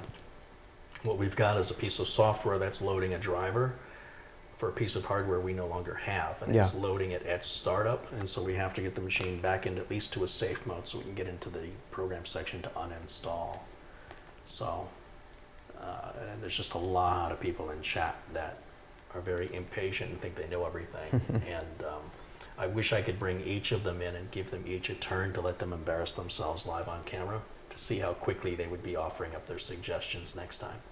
So I'm just doing my best to ignore it because it's just very much a distraction. I'm trying to focus on solving the problem, and there's all these people. It's like if you're counting, like let's say you got a bunch of money you're counting and people are shouting random numbers at you. You're like 1,182 and someone's like 45, 18. You're like, wait, where was I? Where was I? That's what it feels like. Right? Yeah.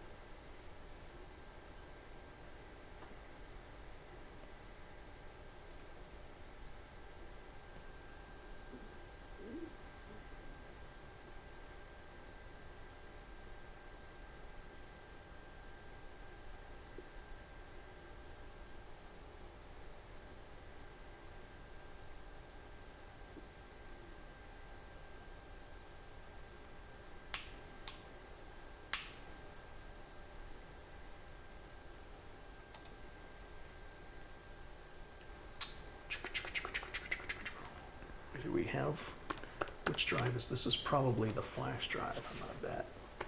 Is there a C drive? Do you remember the name of the file? Because I can just manually delete the file. What file? The file it's crashing on. It was called. It was like AS. I'll do this the old school brute force way. the way we used to do it back in the days. We used to manually go in and we can do like a dir star dot. Wait, it was what's in that file? ASIOSys. Thank you, XUM ASIO.sys, and we'll search all subdirectories for it and see if it finds it in here. We'll just delete that file. There it is. It's in syswow64. So cd syswow64. And then we'll go into drivers, cd drivers. And then we'll delete asio.sys. That's how we do it back in the day. Okay. Hit reset for me. Did you see anybody make that suggestion in the chat room? No. No, I don't know me why we neither. didn't start with that though. Hmm? I don't know why we didn't start with that. I don't like to go to these old school ways when Windows interface makes life so much easier. You know, like if we could have gotten into safe mode, we just went easy peasy. Hit enter on the keyboard for me. And go ahead and sign in. Is your desktop okay? Are we going to see anything we don't want to see on your desktop? No, it's fine.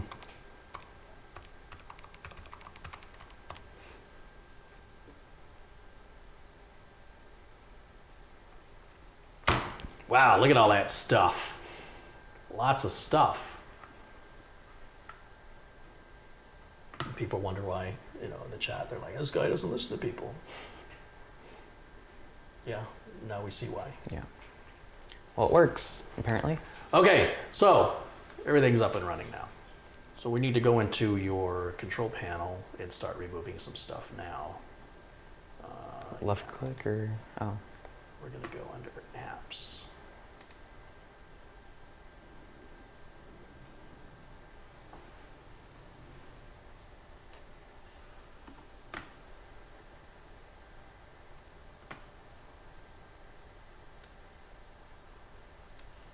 And let's see, let's make the screen bigger so I can see.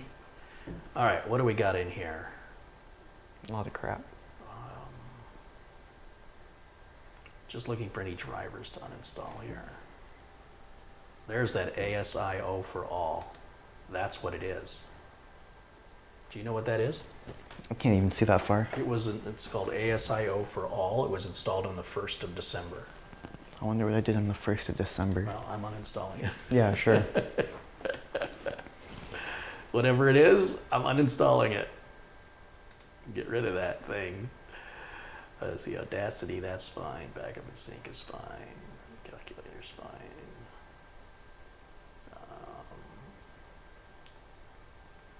I don't recommend these being installed. Why? Take these out. You should just be using the portable version of these applications. It's like CPU ID, Crystal Disk Info, Oh.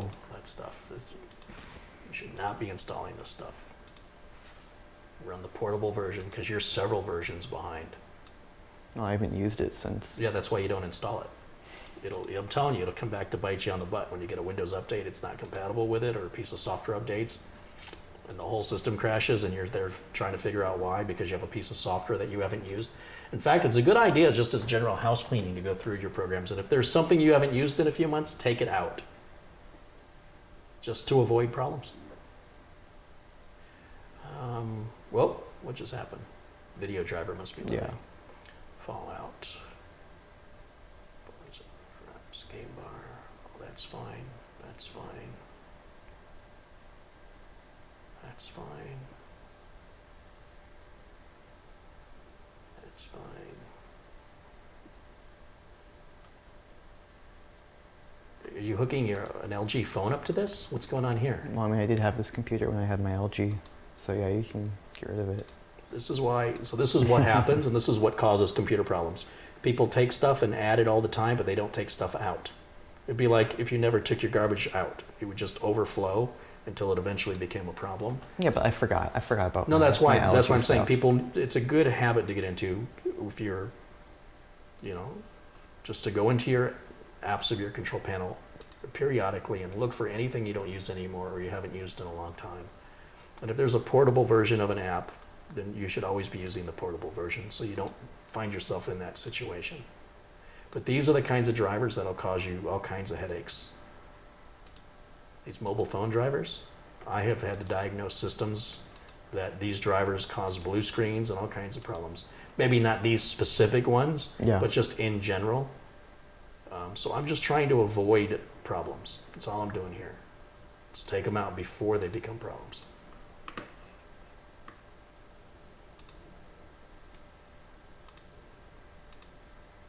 See, that's not even uninstalling right. I think you have to give it access or permission to install, maybe.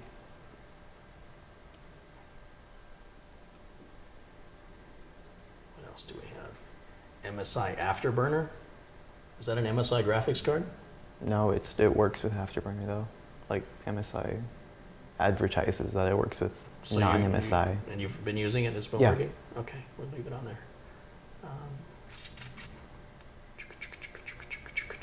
Oh, this looks fine. I don't really see any drivers here. I'm not seeing anything. Where's the Realtek? Oh, here we go. Let's get rid of that one, even though it's probably the same one. How can I not find it? Recover?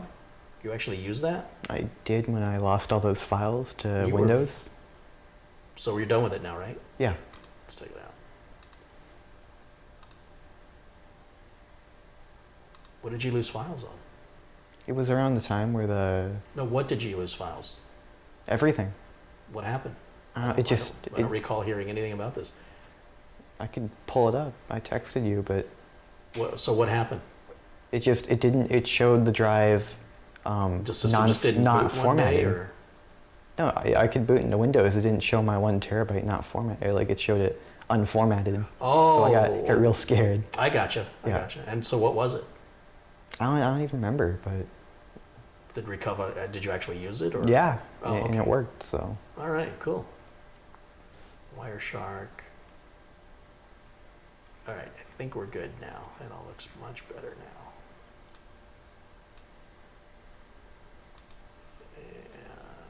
Click OK on that.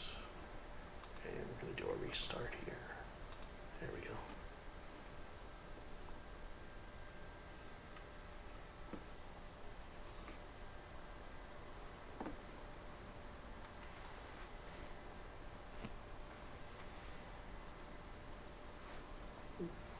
ASIO4 is an outdated driver for direct output for audio. Windows 10 no longer uses it. But this only had Windows 10 on it, right? yeah. Hmm. Ooh, I don't know. I think you gave me. Well, You wouldn't have upgraded Windows 7 to 10. That doesn't make any sense. ASIO for all is used for FL12 Studio. What's that? it's like a music thing.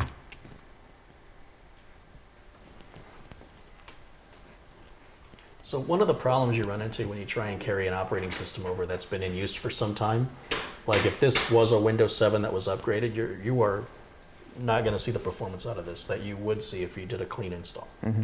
And at this point, like, what's this message that's come up? That's Steam not being able to log in Oh, because there's no internet. Okay, that's no problem. I gotta use a different mouse. Okay, so now what I want to do is have you hook one of those mechanical drives up and let's see if it slows the boot process down. Okay. And then we'll hook the other mechanical drive up if it doesn't until we figure out what's going on with the slow boot up time. Yeah, I'm good to hook up. Thunder Domain says, hi from the UK, welcome in.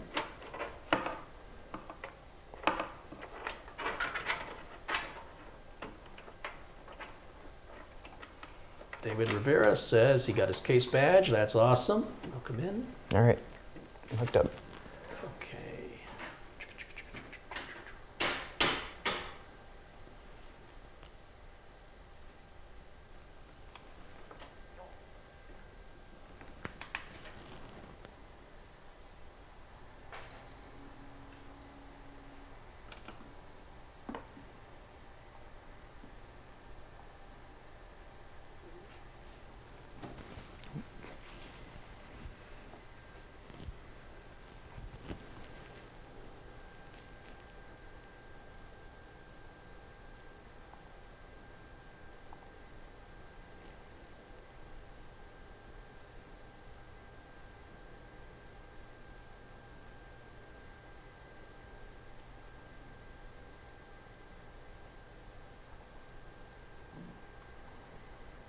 Yeah, it's already slowed.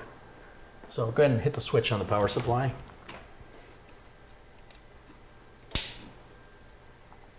And hook the other drive up. Are you sure it's slowed? I mean... Oh, you know what? We're watching the wrong feed. Hold on a Yeah. minute. Seemed like it was up for a long time though. Let me shut it back off, turn it back on again while I Wait a watch the second. right feed this time. Because you only hooked up one drive, right? Yeah, Okay. my main drive.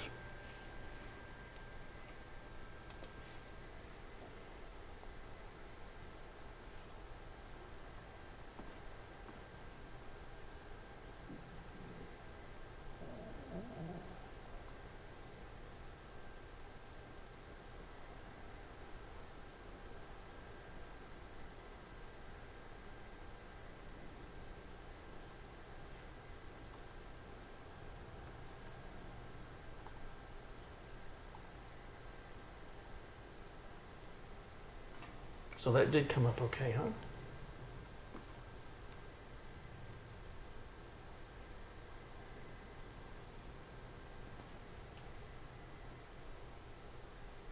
I don't know. It seems like it's taking an awfully long time. I mean, compared to just pushing the button like you normally do. Just hit the switch on the power supply for me. The only thing we changed is we added that mechanical drive. Let's just watch this screen and see if it boots up slower.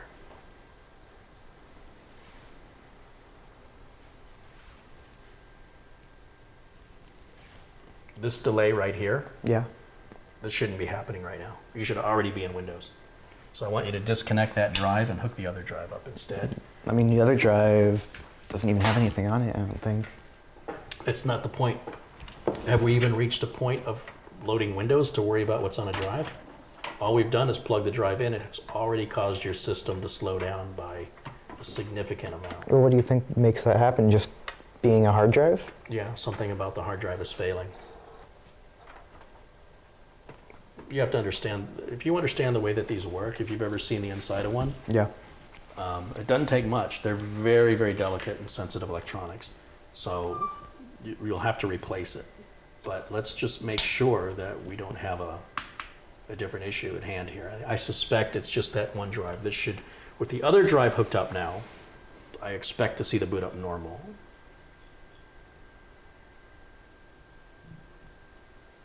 Yeah, see the difference? Yeah.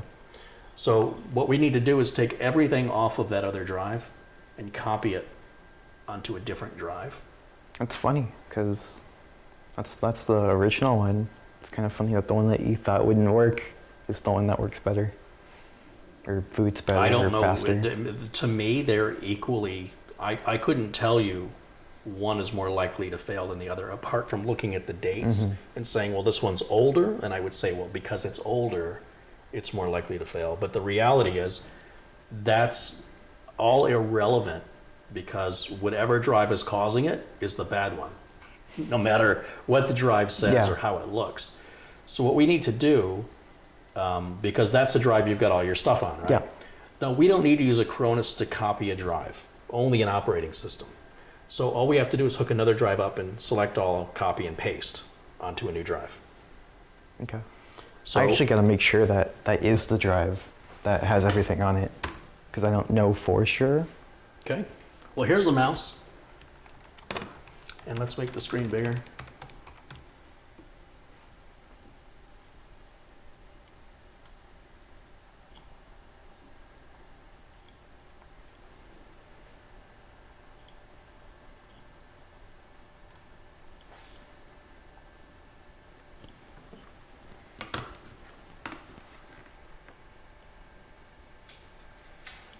Being slow.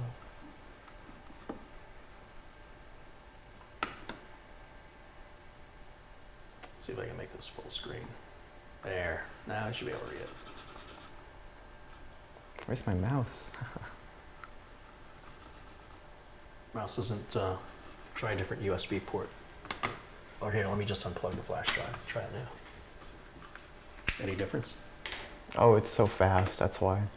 I'm not used to that kind of speed. Yeah, there's a lot of stuff on. What is it? Nah, this is all yours. None of that's mine. That's all yours. It's not mine. It's not my drive. It's not my drive. That's the drive you gave me. It's not, there's no, I didn't give you a drive with any data on it. Well, this one hasn't been plugged in. That maybe came from your mom. I don't know who these people are. There's names in here. I don't know who that is. Can you read it, or do you need glasses? I can see it, yeah. Okay. Do you know who this person is? No. Neither do I. So this drive didn't come from me. Huh. I promise you. All right, well, I don't need it. Which drive was that, the E or the F? F. He's a partition. He's a partition of C. C, okay. So you don't need anything on F, Never hooked it up, don't need it. and you don't know where that drive came from. My mom gave it to me saying it was from you, or maybe you gave it to me. I don't know. I don't remember. No, I'm telling you. Flat out, I never gave you a drive with data on it, and if I did, I would recognize the data. Okay. So the only reason I'm concerned is if that belongs to somebody, if your mother gave you the wrong drive by mistake. Maybe. So I don't know that we want to erase it. Then maybe we don't That's my erase it. concern. I don't know whose stuff this is. I don't know who Ebony and Colin are. Does that sound like people your No. mother knows? Or who Ebony and Brianna are? You don't know who these people are. I've never. This is all from 2013.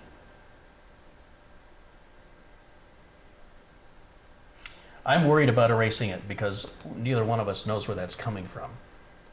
And the general rule with data is if you don't know, play it safe and don't erase Yeah. it. So let's pull that drive out. Let's go ahead and shut this down. And hold on, we'll wait for the power to go off.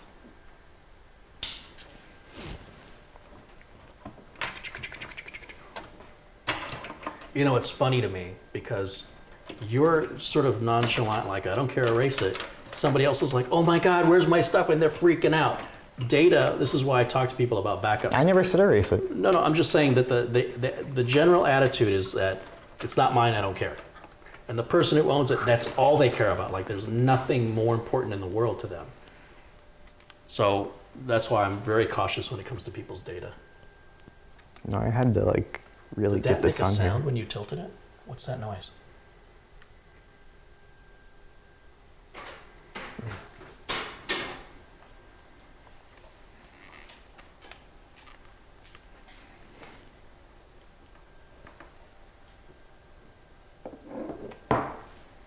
Oh, she sees it.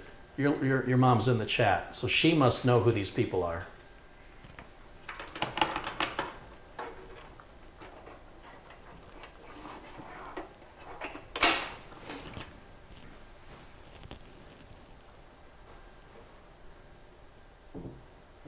Okay, so that drive that we just pulled out, It's right there. this is the 1 terabyte black. Mm-hmm.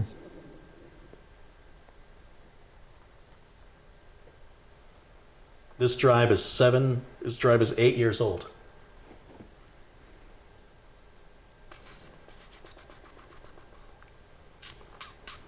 And this is the one that works, and this is the one we're having problems with. Yeah.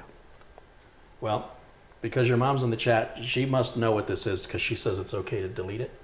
So I guess what we're going to do is go ahead and plug this back in, and then we'll boot back up with both drives connected, and we'll just copy from one to the other. How's that? That works. Thank you, Linda. Thanks for clearing that up. I'm glad you recognized it because we're both dumbfounded.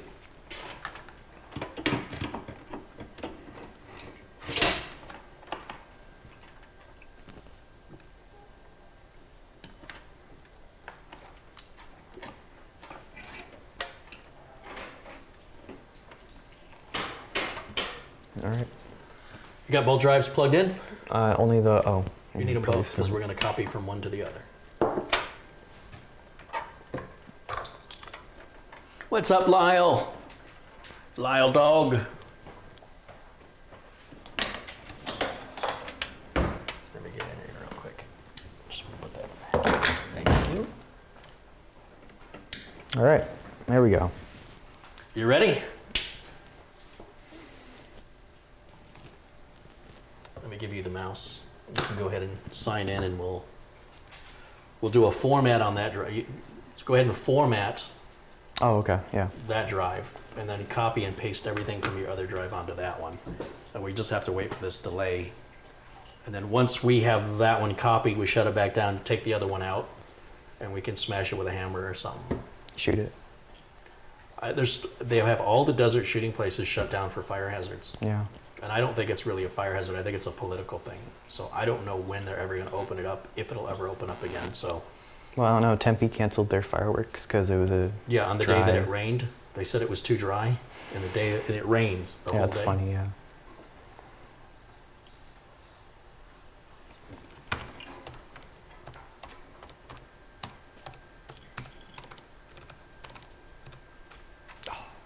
Wait. Oh, you don't have... What?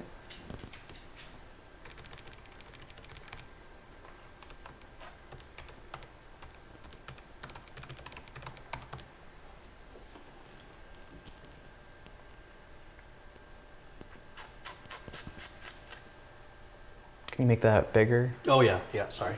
Let me do that.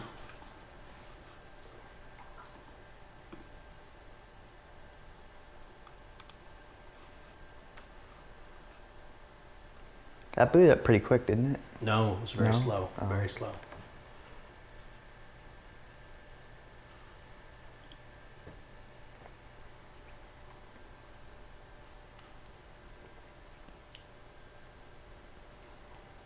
What's it doing?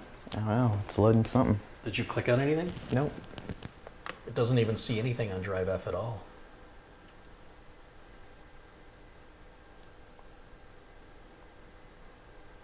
Was that the drive that you had to use recover on? No, I thought F was the... No, that one was D. That drive is D. My drive is D. There is no D. It's loading. Hmm.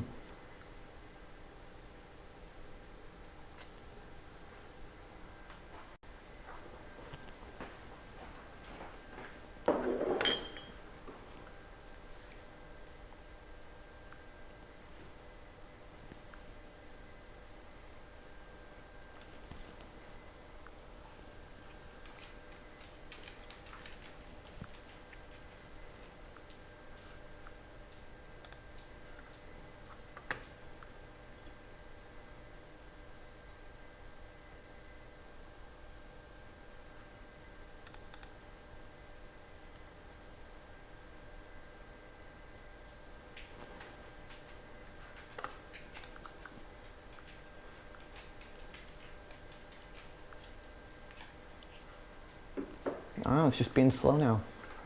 I think that drive is done. Won't even let me exit.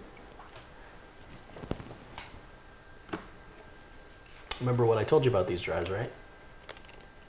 Well, that shouldn't have been a problem before. You know how a light bulb works and then one day it doesn't? And it worked the day before and the day before that, and then one day you went to turn on the light bulb and it didn't turn on? Or the time you start your car and it starts, but then the next day it doesn't start?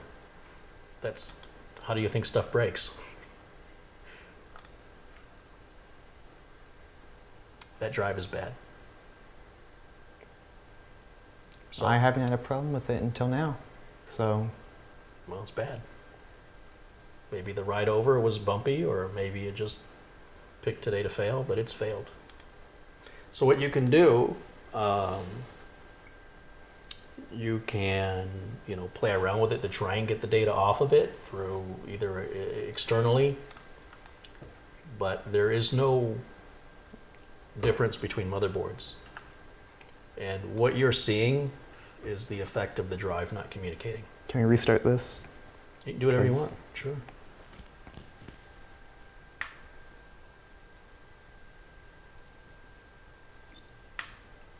And that sucks, Yeah. because I like that drive. All mechanical drives fail. I told you I didn't want to give you these old drives because they would fail. You said you didn't care. And now you act like you've got important data on it and you're a little worried. And that bothers me because I told you this was going to happen, and it's happened. And I like to avoid this, So they're fine to use as long as you know there's nothing important on them. That's Yeah. all I'm saying. And when they die, this is exactly how they die. You'll say, it just worked. Yes, that's And when people die, they just worked too. You know, you'd say, I just saw that person last week. Well, just make sure, you know, that we don't have a bad SATA cable. You can try the other SATA cable on it. But it's clear, you know, one drive works, one drive doesn't. It's definitely taking longer. It's You're right. taking a lot longer. You know, if you're lucky, you get a drive that's kind of flaky where it'll sometimes work, and then you can grab the data off when it sometimes works. Yeah. But this is pretty consistently bad. Nope. It showed up? Yeah. All right. So I'd say get the data off of it while you can. Which, is it D? Yeah, it's D. And then so F is the, The drive I need to format. just verify, please look at it. I just want It's to make not sure. full. That's how you can tell by the amount of data that's on it? Yeah. Okay.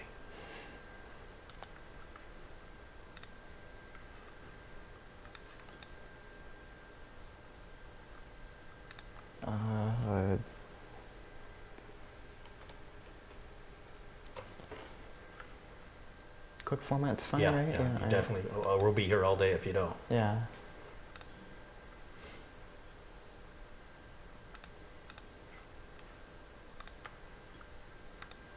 We're gonna be here all day anyway. That's okay.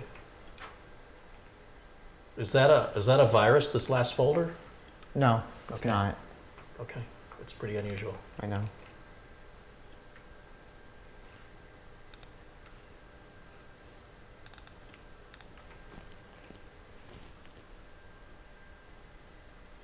I think you got lucky. I think I just got unlucky for a couple restarts.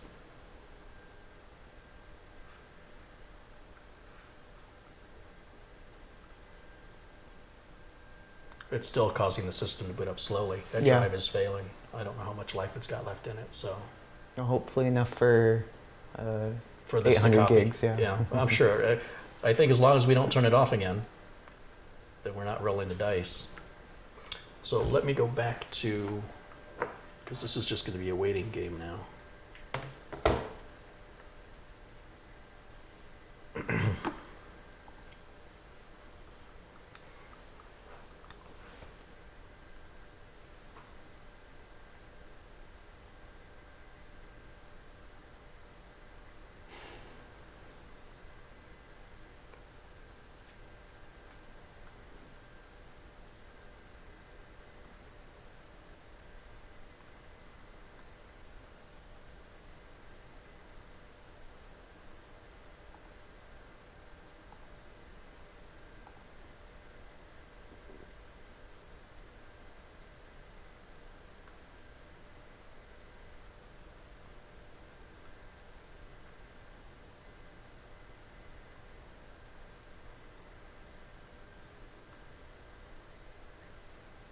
Just looking through some of the past comments here. Anything here?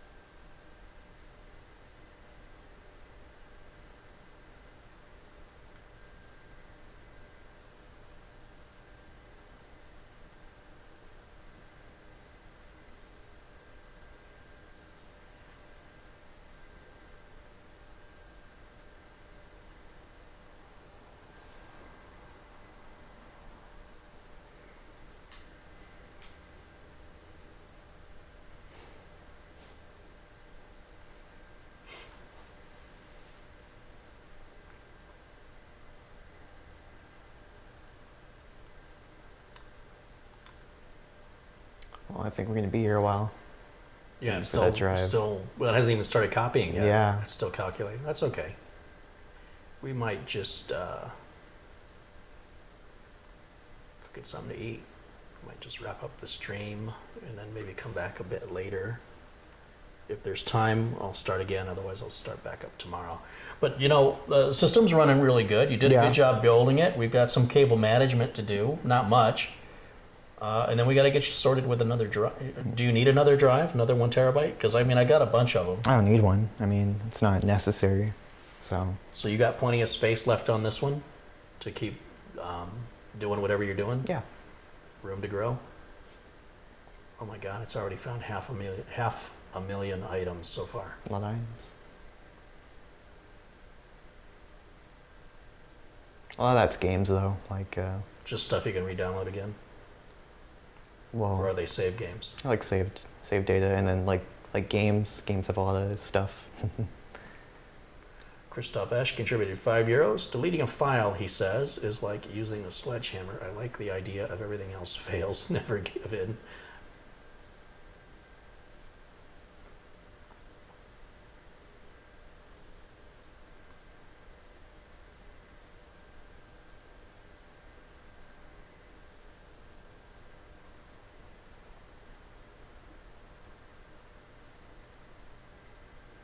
Yeah, that's a lot of stuff to lose. Yeah.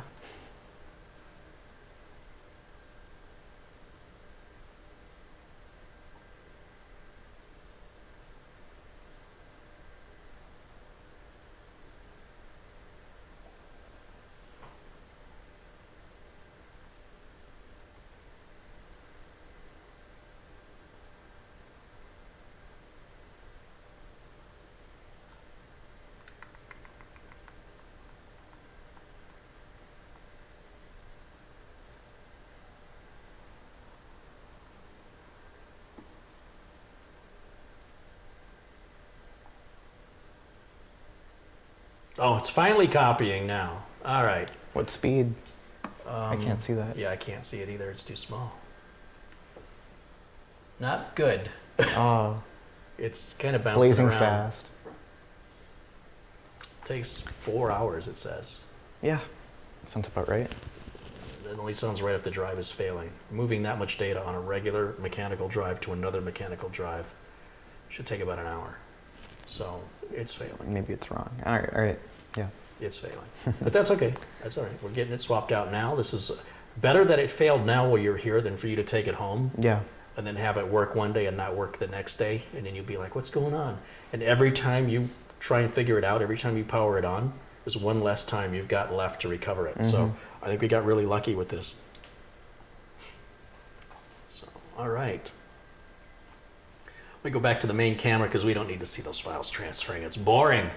And I am hungry. Are you hungry? I am real hungry. Are you? Yeah. What do you want? I don't know. I think you were talking Subway. I was, but now I'm thinking pizza and wings. You like pizza and wings? Yeah, Do you? that works, yeah. Did I take you to this place down the street, the pizza and wings place? What's it called? I don't know. It's the Oh. Albanian people. Oh, yeah. Did you? They're great. Oh yeah, you did like Yeah. that. You Yeah, wanna they're go there? good, yeah. We're gonna get pizza.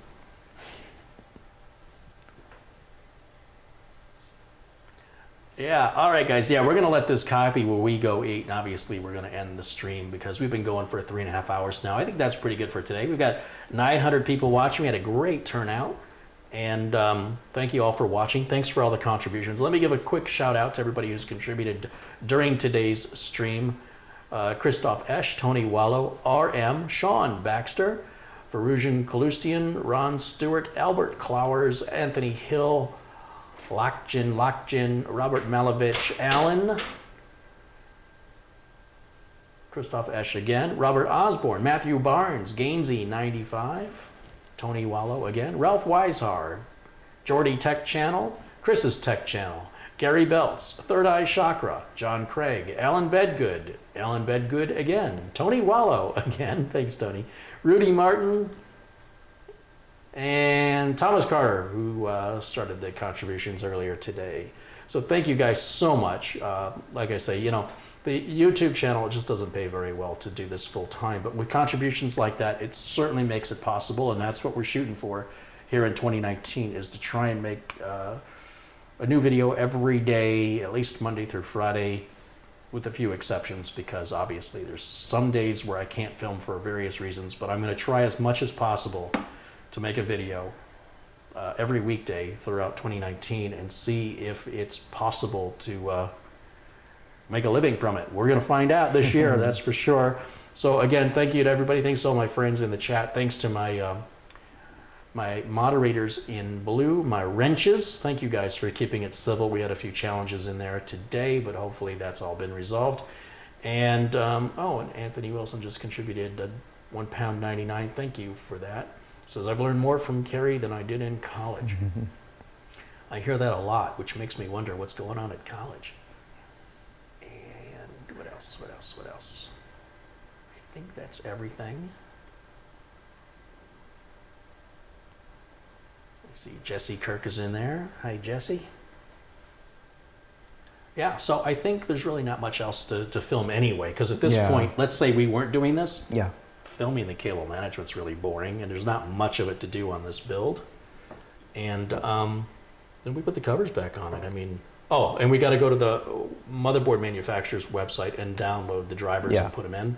But again, that's all pretty standard, boring stuff. All the fun stuff is done. Yeah. Except if you want that LED to light up. But you'll have to do that at home anyway, so we can't cover that today.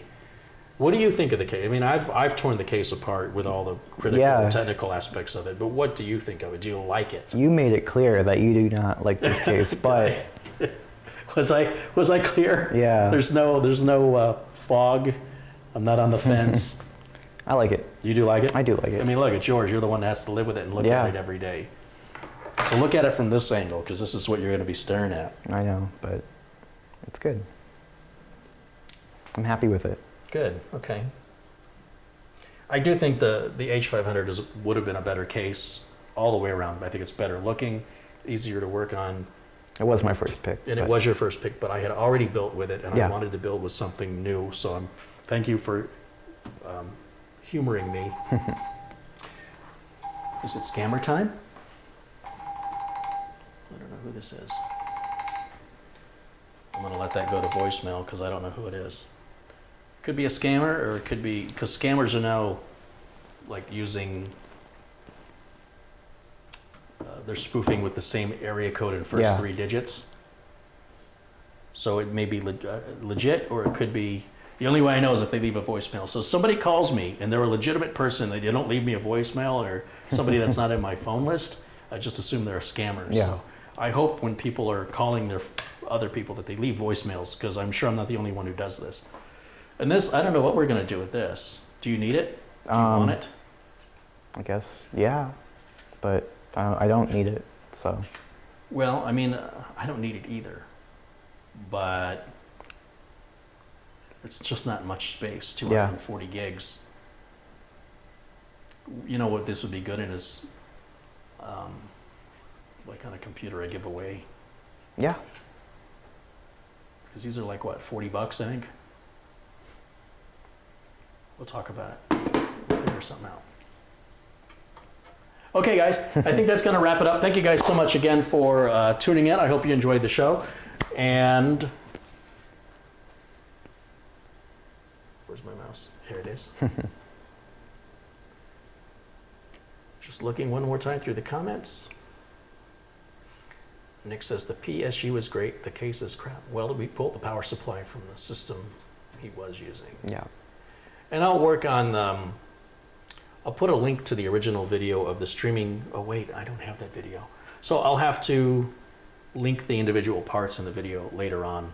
Although, I'm not sure if these parts are even still available anymore. If Gigabyte still makes the AX370 gaming, I don't even know.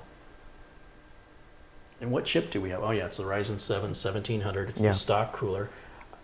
Of all the AMD coolers, I like this one the best. And the stock cooler won't have a problem cooling it?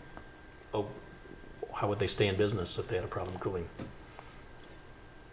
I don't know. Would that make any sense? I hear bad things about the Intel stock coolers, so. Well, the Intel stock coolers are fine until you get into the i7s, and then they get really loud, and they can overheat if you push them that hard. But no, this design and the way that this cooler mounts is my favorite AMD cooler. Like that one, that AMD cooler sucks, and that's supposed to be the high-end cooler on the streamer. I mean, yeah, the more lights. Yeah, it's got RGB lights on it, but it's square where this one's round, and this one has a nice LED around it, and that one's got an LED around the square. Yeah, it's weird. And I just said that as I realized I'm about to eat a round pizza that's cut into triangles that's put into a square box. yeah. But no, I just really like that cooler a lot better, and you're not going to have any heat issues with this at all. Okay. So yeah, I think you're going to be real happy with it. But if you start getting like sounds coming through your speakers that USB items are connecting and disconnecting, let me know. Okay. Because that means the board is bad. It's still under warranty. All right. But I think it was a result of having the card reader plugged into it. And since you don't have the card reader, I don't think you're going to have that problem. Okay. We'll find out. Yeah. So in either case, we'll take care of it. Yeah. All right, guys. So again, thanks everybody for watching. Hope you enjoyed the stream. I'll see you all again at some point tomorrow. I'm going to try and go live around my usual time. My usual time is 1 p.m. Let me rephrase that. It'll be 12 p.m. Pacific time, which is 3 p.m. Eastern time, which is 1 p.m. Arizona time. Yeah. All right, guys. Thanks for watching. I'll see you all again very, very soon. Later. Later? Yeah. Bye for now. Bye for now. Oh, yeah. You got to say bye for Bye for now. See you guys later.